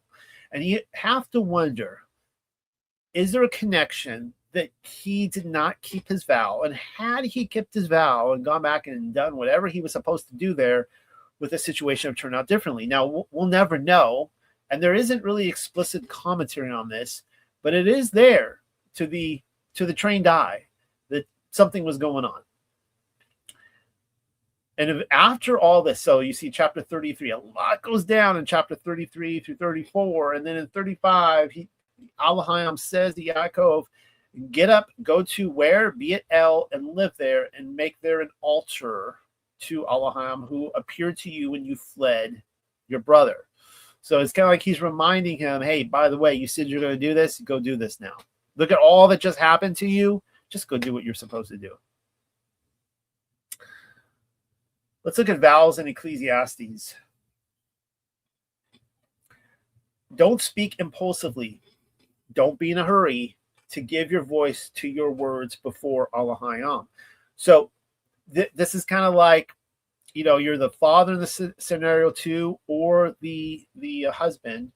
And let's say the woman in the scenario hastily gives a vow, and she maybe, because of this vow now, she's going to have to break other vows. It's going to get in the way, other oaths. The same can be said for the man as well in your response. Like, don't be in a hurry. Don't be impulsive. Don't ignore it. Be like, hey, look, we gotta think about this, right? Let's just think about the implications. Let's just, give me time to figure this out. Let's not be rash. For Elohim is in heaven and you are on earth, so let your words be few. For nightmares come from worrying too much, and a fool when he speaks chatters too much. If you make a vow to Elohim, don't delay in discharging it. So what did Yaakov do? He delayed. And now we can give him the benefit of the doubt with the two wives, incident, all that happened with Laban and all that. But he delayed. He was supposed to, when he came back, to uphold his vow, and he delayed it. For Elohim takes no pleasures in fools, so discharge your vow.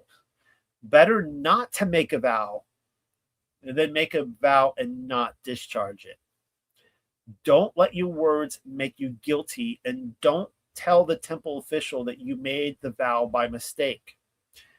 Why give Elohim reason to be angry at what you say and destroy what you have accomplished? For this is what happens when there are too many dreams, aimless activities, and words. Instead, just fear Elohim. Ecclesiastes chapter 5.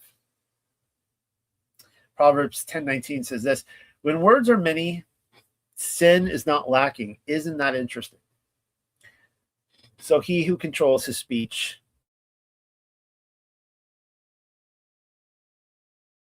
Here's kind of rephrasing vows in Deuteronomy chapter 21, or no, chapter 23, verses 21 through 23.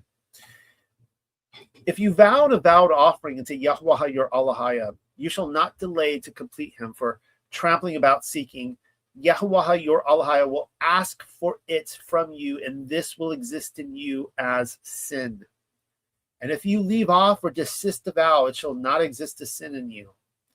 That which issues forth out of your lips you shall keep, and you shall fashion like that which you have vowed unto Yahweh your Elohim, even the spontaneous offering, the word which you have set in order with your mouth. So these come now from the words of Yahshua Messiah in Matthew 5. Again, you have heard your fathers were told, do not break your oath and keep your vows to Adonai. But I tell you not to swear at all, not by heaven, because it is Elohim's throne, not by the earth, because it is his footstool, and not by Yerushalayim, because it is the city of the great king.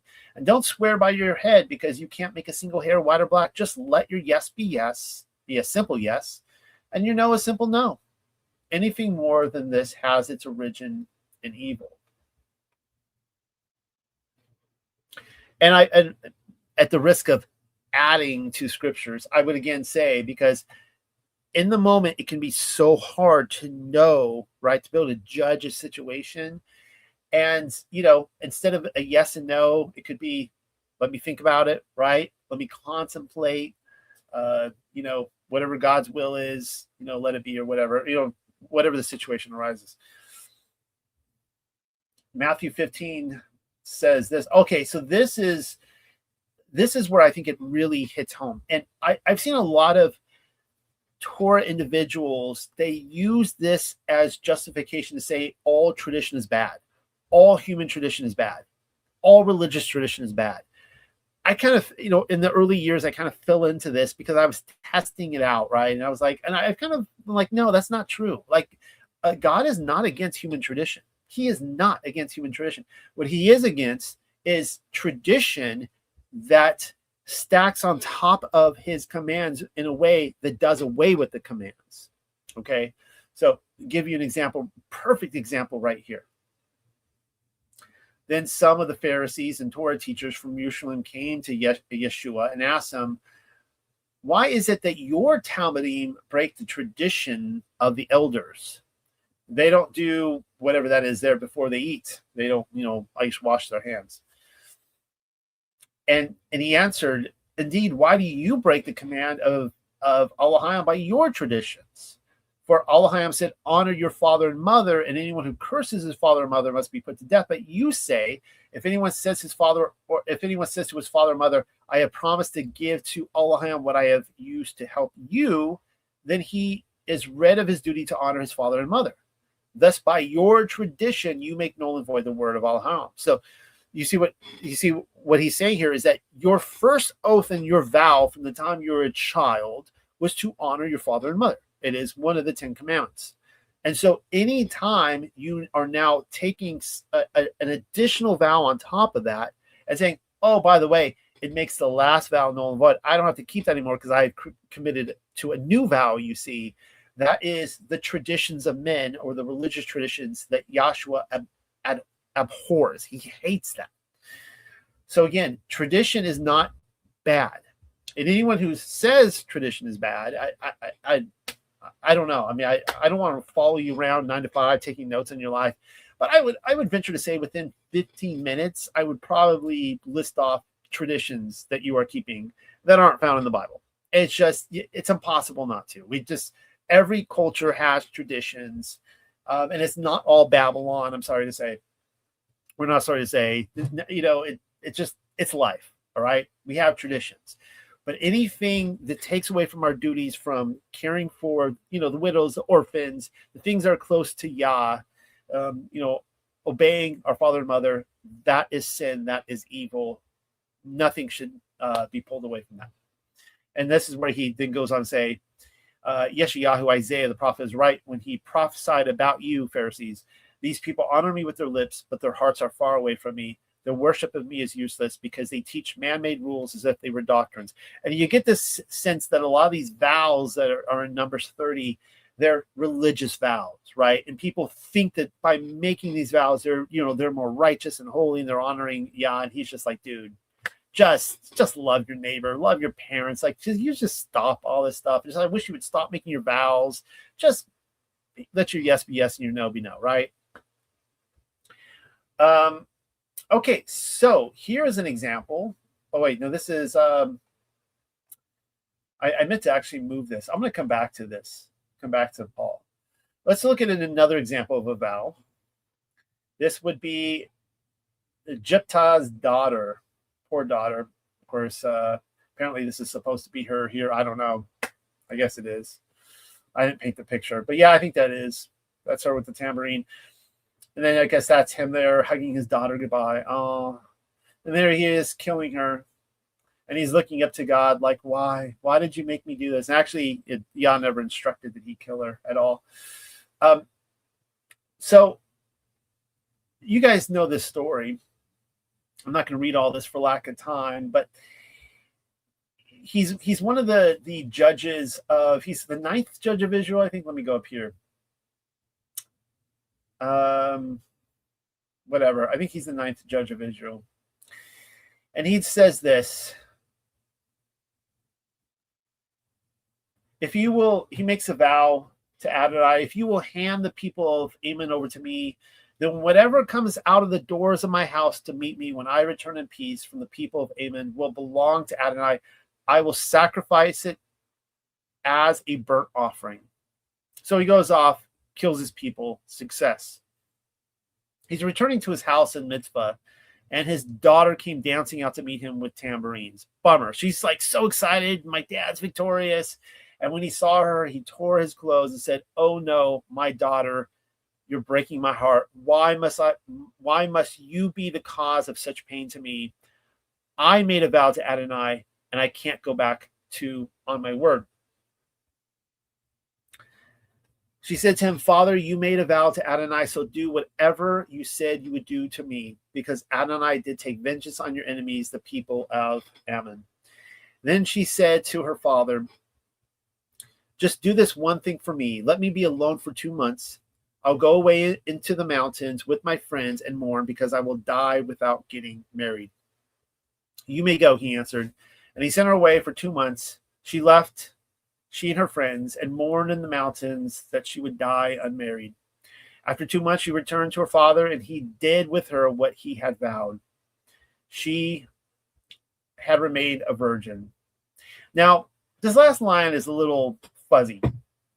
I've had people present to me the possibility that he actually didn't kill her, that it's more of a, I don't know, metaphorical or what, but that she just died a virgin. Basically, that there was a kind of a severing where she could no longer get married ever again, and that was the mourning. That could be, but it says here that he did what he said he was going to do and kill her.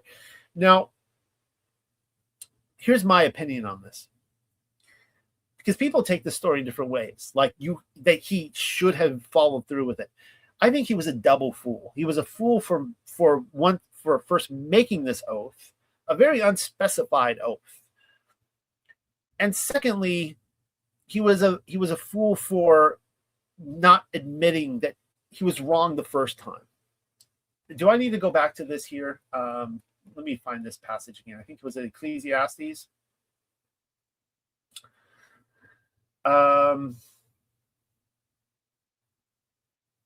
Better not to make a vow than to make a vow and not discharge it. Don't let your words make you guilty, and don't tell the temple officials that you made the vow by mistake. I think this guy probably was very proud. He was a judge. You know, like, I mean, he could have gone to a committee and been like, look, I made a big mistake. What do you guys think? I don't think anyone in Israel would have gone, yeah, you need to kill your daughter as a sacrifice. Well, there might have been some people, but those people aren't worth, having as friends. I think the guy was a double fool, and he should have been like, you know what? I'm repenting of that. Yah never instructed me to do that. That was my vow. And it is what it is. But so there's an example of a poor young lady who was the victim of a man's ridiculous oath that he made. Again, some people will argue that she did live. She just remained a virgin for the rest of her life. But it seems like the common consensus everywhere that most people read this account and go, yeah, no, the guy killed. And this is a kind of a morality, a cautionary tale for passages like Numbers 30 as to how we are sensitive with our words, and he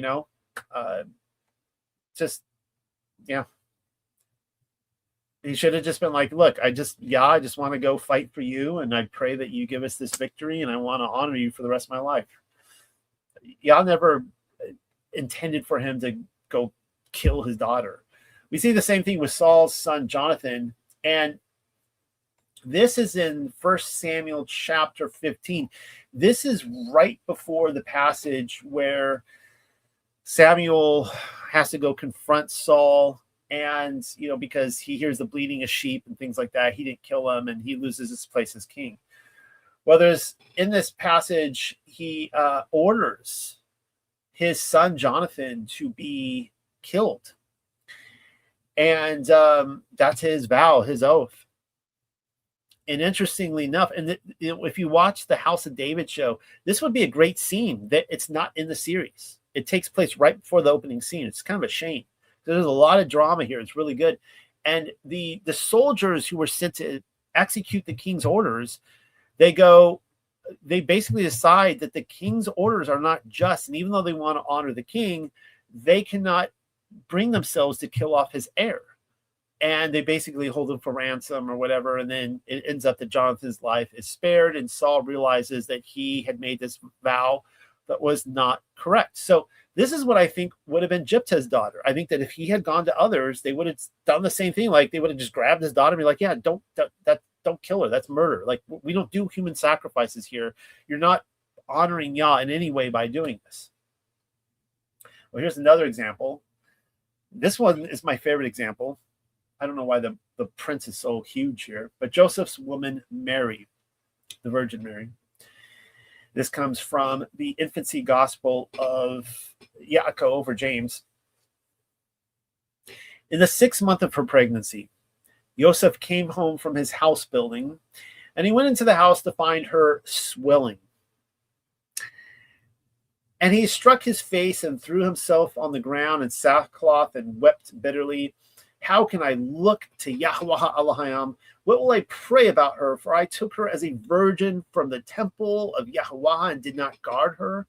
Who has set this trap for me? Who did this evil in my house? Who stole the virgin from me and defiled her? Has not the story of Adam been repeated with me? For while Adam was glorifying Elohim, the serpent came and found Eve alone and deceived her and defiled her. So it has also happened to me. So he's basically saying there that Cain was the son of Satan. Yeah, serpent seed passage right there. Not reason I'm reading this, but it's always good to point out. And Joseph got up from his sackcloth and called her and said to her, after having been cared for by Elohim, what have you done? Did you forget Yahweh your Elohim? You who were raised in the Holy of Holies, you who received from the hand of an angel, do you know how much you have humiliated yourself? Then she wept bitterly, saying, I am pure, and I did not know a man. And Yosef said to her, where did this thing in your womb come from then? That's a pretty logical question. I mean, like, look, like any of you guys out there, I mean, let's face it, you go to your fiance, you've never known her, and she's swelling, there's a pregnant pause, she convinces you a dove came down and the Holy Spirit, and you're like, sure. Like, that's not where people, like, your mind is going to go, obviously. So he doesn't believe her. But she said, as Yahweh my Elohim lives, I do not know where it came from. So, anyways, it goes on and says that a night overtook him, Joseph, and suddenly an angel of Yahweh appeared to him in a dream, saying, do not fear the child, so on and so forth. You guys know the story. The reason I bring this passage up is that Joseph was a righteous man, and this shows Numbers 30, I think, in the correct passage as intended. When you're thrust into a situation where you have no clue what's going on, instead of like just going irrational. I mean, he had every right to be irrational here and just drag her out and been like, look at this woman, what she did, and they just put her on trial and whatever happens there. And he just calmed himself down. He had time to think about it. He showed in that moment that I do not approve of whatever happened here, right? So he has broken off any potential vow she has made, but he has time to think about it. Angel comes, cools him down. He didn't make any rash decisions. He's able to go through with it. So that's why I was going through that earlier with Numbers 30. And I'm going to do this to you guys, because I've been stating week after week that, I just love this, anachronism, and I can't get enough of it. This was the painting that I saw in Florence at the monastery when we went up the staircase, and just rocked my whole worldview. And you can see there that that's the door of the monastery in the background. And I was, showing the past why I believe that these scenes were being experienced during the millennial kingdom. There was some sort of temporal thing going on, whether the past was becoming present or people in the present were going to the past. They were all contemporaries of each other. And so here's a few more, since we just went through Numbers 30 as executed with the Annunciation scene and Joseph's discovery. Here are a couple donors over here on the left who are, I love this here because it's like they're outside and they're allowed to peek through the door and see the Annunciation. Of course, here's Joseph off, to the side doing his work, having no clue that's going on. And then you see a modern, when I say modern, millennial kingdom city in the background right there.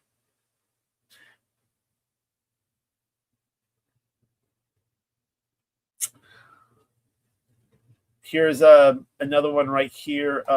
We know this is the Annunciation, even though it looks, first of all, she doesn't have the baby. It's not the Madonna, the child. And you can see the Holy Spirit in the form of the dove coming down to embody within her. And I don't know who this angel is. I don't want to assume this is Michael, the archangel. It's an angel. It's kind of interesting. But it's the same thing I've shown you before, where it's almost like, well, first of all, the angel's hand here, it's like he's peeling back almost like a curtain of time, like the fabric, he's helping guide him to see into the past, but he has his hand on him, which is a common thing we see with the donors. So here you have a couple of saints. I think this is John the Baptist over here. I'm not sure. I didn't look into who this guy is on the right, but they too both have their hands on this husband and wife, and are allowed. There's a fleur de lis. That's fun. They're allowed to look back and see the Annunciation. This one is not a donor piece, but I greatly enjoy it because we are seeing that it is a cathedral, a modern cathedral that Mary is stepping out of here during the Annunciation with Gabriel coming down.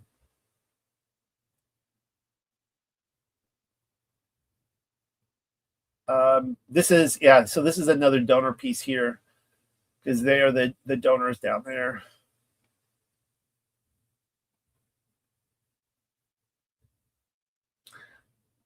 What's great about this here, of course, again, another cathedral.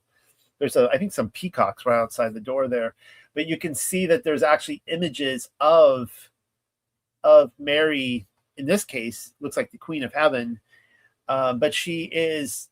So you see like things out of place chronologically, and yet she's kind of zapped into the present moment in these cathedrals where you see a lot of these scenes unfolding. Here's a donor way down here watching, experiencing the Holy Spirit coming down upon her. A couple donors over here on the right, Holy Spirit coming in here. And this is another one from Florence here that I've shown that this is one of the contemporaries of that monastery that he apparently was able to experience this. So that's pretty cool. I mean, by their testimonies, we have testimonies that there were many, many, many, many saints who were able to experience this stuff. So let's look at Vows and Yahshua. We're getting close to the end, guys. Finishing up. This is the famous chapter, Isaiah 53, the suffering servant. Who believes our report? To whom is the arm of Adonai or Yahweh revealed? For before him he grew up like a young plant, like a root out of dry ground. He was not well informed or especially handsome. We saw him, but his appearance did not attract us. People have used this right here to say, this is the one piece of evidence, the one piece. I've seen people try to use their understanding of Isaiah 53 to say the shrouded Torah is not legit, because they're like that. They admit that the man, they're attracted to the man in the shroud. It's like, okay, I see what. But the thing is that like how, from a Hellenistic perspective, like how was that man inside the shroud actually especially handsome or, attractive? He was, exceptionally tall, so on and so forth. Beauty standards change. People despised and avoided him, a man of pains, well acquainted with illness, like someone from whom people turned their faces. He was despised. We did not value him. In fact, it was our diseases he bore, our pains from which he suffered. Yet we regarded him as punished, stricken, and afflicted by Elohim. But he was wounded because of our crimes, crushed because of our sins. The disciplining that makes us whole fell on him, and by his bruises we are healed, by his stripes. We all, like sheep, went astray. We turned each one to his own way. Yet Adonai laid on him the guilt of all of us. Though mistreated, he was submissive. He did not open his mouth. And this is what I want you to see right here. He did not open his mouth. Like a lamb led to be slaughtered, like a sheep silent before its shearers, he did not open his mouth. So let's jump ahead here to, before I jump ahead, let's read again Numbers 30 about a man keeping silent. But conditionally, if in the house of her man she has vowed, or perhaps she has bound a bond of obligation over her nephash with an oath, and her man heard, and he kept his silence toward her, and he did not void her vow, then every bond which she bound over her nephash shall stand. And this is then what we read in Matthew 27. This is Yahshua before Pontius Pilate. Meanwhile, Yahshua was brought before the governor, and the governor put this question to him: "Are you the king of the Jews?" And Yeshua answered, "The words are yours." But when he was accused by the head Kohanim and elders, the head Kohen, he gave no answer. So we see that he didn't answer the Kohen. But then Pilate said to him, "Don't you hear all these charges they are making against you?" But to the governor's great amazement, he did not say a single word in reply to the accusation. So here, people will use this with Messiah to say that, like, when you're, there's a good reason when you are being mistreated or falsely accused, things like that, when there's gossip and slander out there about you, there is good reason to kind of keep your mouth shut, because as we read, that when there's more words being spoken, there's more sin, right? So if you're not speaking, then there's a good indication that you're not going to be sinning or slandering against this other person. People take this, what he did there, to mean that like you're always supposed to just, go into this treatment of by other people. But the way I read this is that he is the groomsman, keeping silence on the day of the vow of the bride, and he's allowing the bride to commit these whoredoms, and he's taking on the punishment, the crime upon himself. So he could have stopped them from doing it, because he did it at other times in his ministry. I mean, there was a time where was it Capernaum, and they were going to haul him out. They were going to stone him, but then they weren't going to stone him. They're going to throw him off the cliff, which is not Torah. I think that would have been just a weird execution, to just throw him off a cliff. And he's like, not today, Satan, right? He's like, today's not my hour. And so he stopped them, and they all kind of froze, and he walked off, right? He could have done that here. He could have opened his mouth and said, I do not uphold the oath of vow you're making. And he would have had that authority, but he let them make it. And he let them go through with the consequence of it, of crucifying the Son of God. And we know what happened to them. Yeah, man, I'm out of time. I put in there, I was going to talk about, it's the first line in today, God-fearers in the New Testament. I'm going to cover this. I got a few more minutes. So I'm finding this concept of God-fearers to be really, really interesting. I haven't gotten to the bottom of it. And I think there's a lot of cautionary scholars out there too, who, as this is kind of taking off and people are reinterpreting the New Testament through the God-fearers, they're kind of like, whoa, wait a second here. We don't have all the pieces to this. We don't know all that was going on. We do have clues, though, that do paint a certain picture. And one of the problems with information from the first century is that people will take kind of custom design their idea of what they think the right path is, and so you'll get, for example, you'll get the Nazarene path, and then you'll get the other people go, oh no, I'm a God-fearer. Like, that's probably going to become a thing real soon. But there's two examples in Acts right here, Acts 13, 16 and 26, where Paul stood up and motioning with his hand said, men of Israel, and you that fear God. And it's the actual literal Greek word God-fearer. We see the same thing here, brethren, sons of the family of Abraham, and those among you that fear God. So we see Paul here separating men of Israel from the God-fearers. There's a lot of questions about who these people are. So I need to go back here because I skipped this. I have all these pictures here, and I meant to move this over. That was my mistake. My bad. This is, oh man, I have to go way back here. Where was it? I passed it up. Here it is here, Acts 18. And this is a really fascinating passage because this is where, and if you followed the Didache earlier, it talks about how a prophet is not to, or apostle or prophet does not spend more than 2 or 3 days in an area unless they are just, have an exclusive purpose and to work. And we see the same thing here, that Paul goes and he went into the home of a God-fearer named Titius Justus. And he ends up staying 1.5 years at this God-fearer's house. This is where we get the passage of he makes a Nazarite vow. So while he is staying at the house of a God-fearer, he's got a Nazarite vow, and as he leaves, he shaves his head to show that because he had taken a vow. So again, Yahshua and Yahweh, they're not against vows. You can make vows, but they want you to be serious about it. Like, if you're going to, your vow should be just as good, the same currency as weight as a yes or a no, right? But this is really interesting. So this is something to take into account as we try to figure out what these God-fearers were. I want to show you an article from Wikipedia that addresses it a little bit more. This right here is a synagogue from the 3rd century in Turkey, and had a large community of God-fearers and Jews integrated into the Roman civic life in the same synagogue.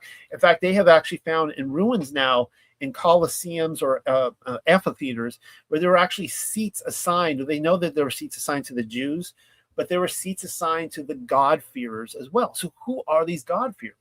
Well, the common idea, well, this is what Josephus says in Antiquity of the Jews. He's talking about the temple, and he says, and let no one wonder that there was so much wealth in our temple, since all the Jews throughout the habitable earth and those that worshipped God, and this is the same Greek verbiage for God-fearer, nay, even those of Asia and Europe sent their contributions to it, and from every ancient time. So it wasn't just the Jews that were contributing to the temple, but these God-fearers. Interestingly enough, well, actually, I'm going to skip this for a second. Nero's wife. Let's look at what Wiki defines as a God-fearer. So taken from the article, it says God-fearers or God worshippers were a numerous class of Gentile sympathizers to Hellenistic Judaism that existed in the Greco-Roman world, which observed certain Jewish religious rites and traditions without becoming full converts to Judaism. The concept has precedence in proselytes of the Hebrew Bible. Many of these Greco-Roman sympathizers to Hellenistic Judaism were worshippers that they say here. Now, this is speculation, and even some scholars are like, whoa, hold on here. But they were worshippers of this Roman equivalent to Yahweh, Callius. More generally, God-fearing has come to mean someone who is honestly religious. They give these different examples here. But I want to show specifically, so the idea that they're putting forward is that they also say that the Pharisees weren't really interested in the God-fearers. They were only interested in meeting other Jews and turning Jews into Pharisees. And this is backed by something Yahshua said, that, they make them into children of hell. They go to the ends of the earth to find these Jews and make them worse off than they are. But it appears that Paul and others were targeting these God-fearers. And so you see Paul where he's like, look, I keep the Torah. I'm going to take a Nazirite vow. I'm going to be in the house of a God-fearer. And I want to show you by example how you can live. And it was kind of up to them to decide how to step into that righteousness, like how far they wanted to go. And this is where the circumcision debate comes in, right? Baptism is required. Circumcision is an extra step of obedience to take. So this really had me kind of going down this rabbit trail this week with Nero's wife Poppaea. Now I have read accounts in the past that Nero did have a God-fearing wife. Usually, though, it's attributed to his last wife. He had 3 wives. Poppaea, however, according to Josephus, she was a God-fearer. The incident here is kind of a little humorous, but it's not. It's where King Agrippa decides that he's going to build this. He builds this a very large dining room in the royal palace at Jerusalem that overlooks the temple, so he can go sit up there in his cush pillows and look down. He can eat, he can sleep, he can do whatever. And he spent a lot of time there looking down. He could see all the happenings in the temple. Well, the Jews hated this. They didn't want, they couldn't stand King Agrippa. They didn't want any of the Herods or the Romans or anyone snooping in on their business. So they built this huge wall to block him from looking down. So then King Agrippa is like, okay, fine, I'm going to go destroy this wall. And then they make this big thing like, now you're destroying the temple because now this is a part of the temple. This ends up going to Nero's court in Rome. It becomes a big ordeal. It actually is Nero's wife, Poppaea, who says, who was a religious woman and had requested these favors of Nero to preserve the wall. So the matter is settled in favor of the Jews because of Poppaea, Nero's wife. This is the same, of course, Poppaea, Sabina, who was reportedly in 65 AD kicked to death by Nero, her husband. According to ancient historians like Suetonius and Tacitus, She was heavily pregnant at the time, and he kicked her to death because she argued with him about his excessive time at the races. So this is what finally. Now, keep in mind, the problem with trying to figure anything out with Nero is that there is propaganda everywhere. There was a lot of poo being kicked around. Give you an example. He blamed Rome burning on the Christians. Anybody worth their salt, anyone in history, nobody believes that. In all of human history, outside of Nero, nobody believed that the Christians actually burned Rome. However, this was the propaganda he's spreading. We also hear that Poppaea was responsible, apparently, for spreading the slander that deposed of his first wife. Are we to believe that? Are we to believe that she was killed for the reason of, I guess, criticizing his time at the races? This is what Nero spread around, but it's very possible that he did kill her because she was a God-fearer, according to Josephus. You see what I'm saying? So, interesting things to note. Of course, this is the same Nero that he killed his mother. According to the Ascension of Isaiah, this is what it says here. After it is consummated, Beliar, the great ruler, this is the prince of darkness, Satan himself, the king of this world, he will descend, who hath ruled it since it came into being. So he's descending from underneath the firmament. The idea of it descending, he's not above the firmament. He is in that ethereal space up there. He will descend from his firmament in the likeness of a man, a lawless king, the slayer of his mother, who himself even this king. So he's identifying Nero here as the Antichrist in the Ascension of Isaiah. Not only that, if you have any doubts about that, because Nero did kill his mother, it says this: he will persecute the plant which the 12 apostles of the beloved have planted. Of the 12, one will be delivered into his hands. One of the 12, and that was Peter. Now, he killed Paul too, but Paul was not one of the 12. So we know that Nero personally killed Peter. There it is, prophesied, Ascension of Isaiah. He was the Antichrist. So you had a God-fearer who was married to the Antichrist. That's lovely to think about. And I'm not going to read the Golden Legend. I don't want to promise, but I think we have much of the Golden Legend in our future. I will be quoting from it often. It's kind of like the new Legends of the Jews in a lot of way. This is just a sick and disgusting passage saying how wicked Nero truly was. So he was a bad dude. There's one piece of commentary I want to finish on this paragraph right here. This comes from the Torah, a women's commentary, another view of Masi, which is this Torah portion. And I think this is fascinating and worth considering. The two stories taken together. Now, this is referring to the 5 daughters who they actually, in both instances, the first is they go forward to Moses, and then these men go forward and complain to Moses about the 5 women. Because of this, these laws are enacted as Torah. And so this is what they say. These two stories taken together nicely illustrate the fact that some laws in the Torah are the outcome of cooperation between God and human beings. This raises the question concerning the nature of the Torah's laws. Most of the commandments in the Torah appear as if written a priori and seem sealed and unchangeable. Nevertheless, 5 commandments happen to be the outcome of certain circumstances that called for God's intervention and resulted in new legislation and amendments. And that's what these are. These are amendments to the Torah. I don't see it any other way. The Torah could have preserved only the final laws without the narratives that describe their emergence, but it doesn't.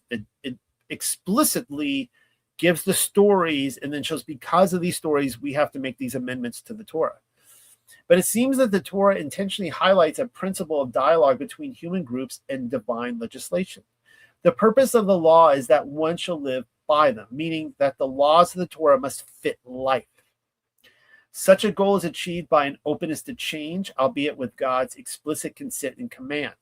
As a result, this parasha, this Torah portion, constitutes the philosophical basis for the oral Torah. That is, the ongoing authoritative interpretations of Scripture. All right, so they're going into Talmudic territory here. But at the end of the day, as I pointed out, everybody kind of has their own Talmud. And the thing that I do appreciate about the Talmud is that they show how what we call the oral Torah, it developed by a bunch of dudes getting together and trying to weigh their different points of views, and eventually one wins over. And this is how theology wins the day. So anyways, I really, I liked how this, described how the Torah itself is intended to kind of fit within every single culture. The Torah is not written in such a way that it's telling, the Japanese and the Chinese, you got to be like Middle Eastern dudes from like the 10th century BC, right? Not the 1st century AD or whatever, whatever your preference is. It's like, how do you take God's character in heaven and bring it down, heaven down to your culture?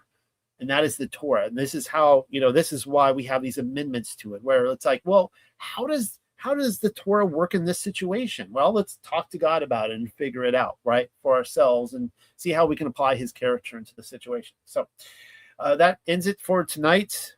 Book of Numbers. We're going to start Deuteronomy next week. And before you know it, we're going to be back in Genesis again. So if you haven't picked up your copy of the Torah, I highly recommend it. Order it, and it should arrive just in time for us to roll over the next time. Love you guys. Let's do this again.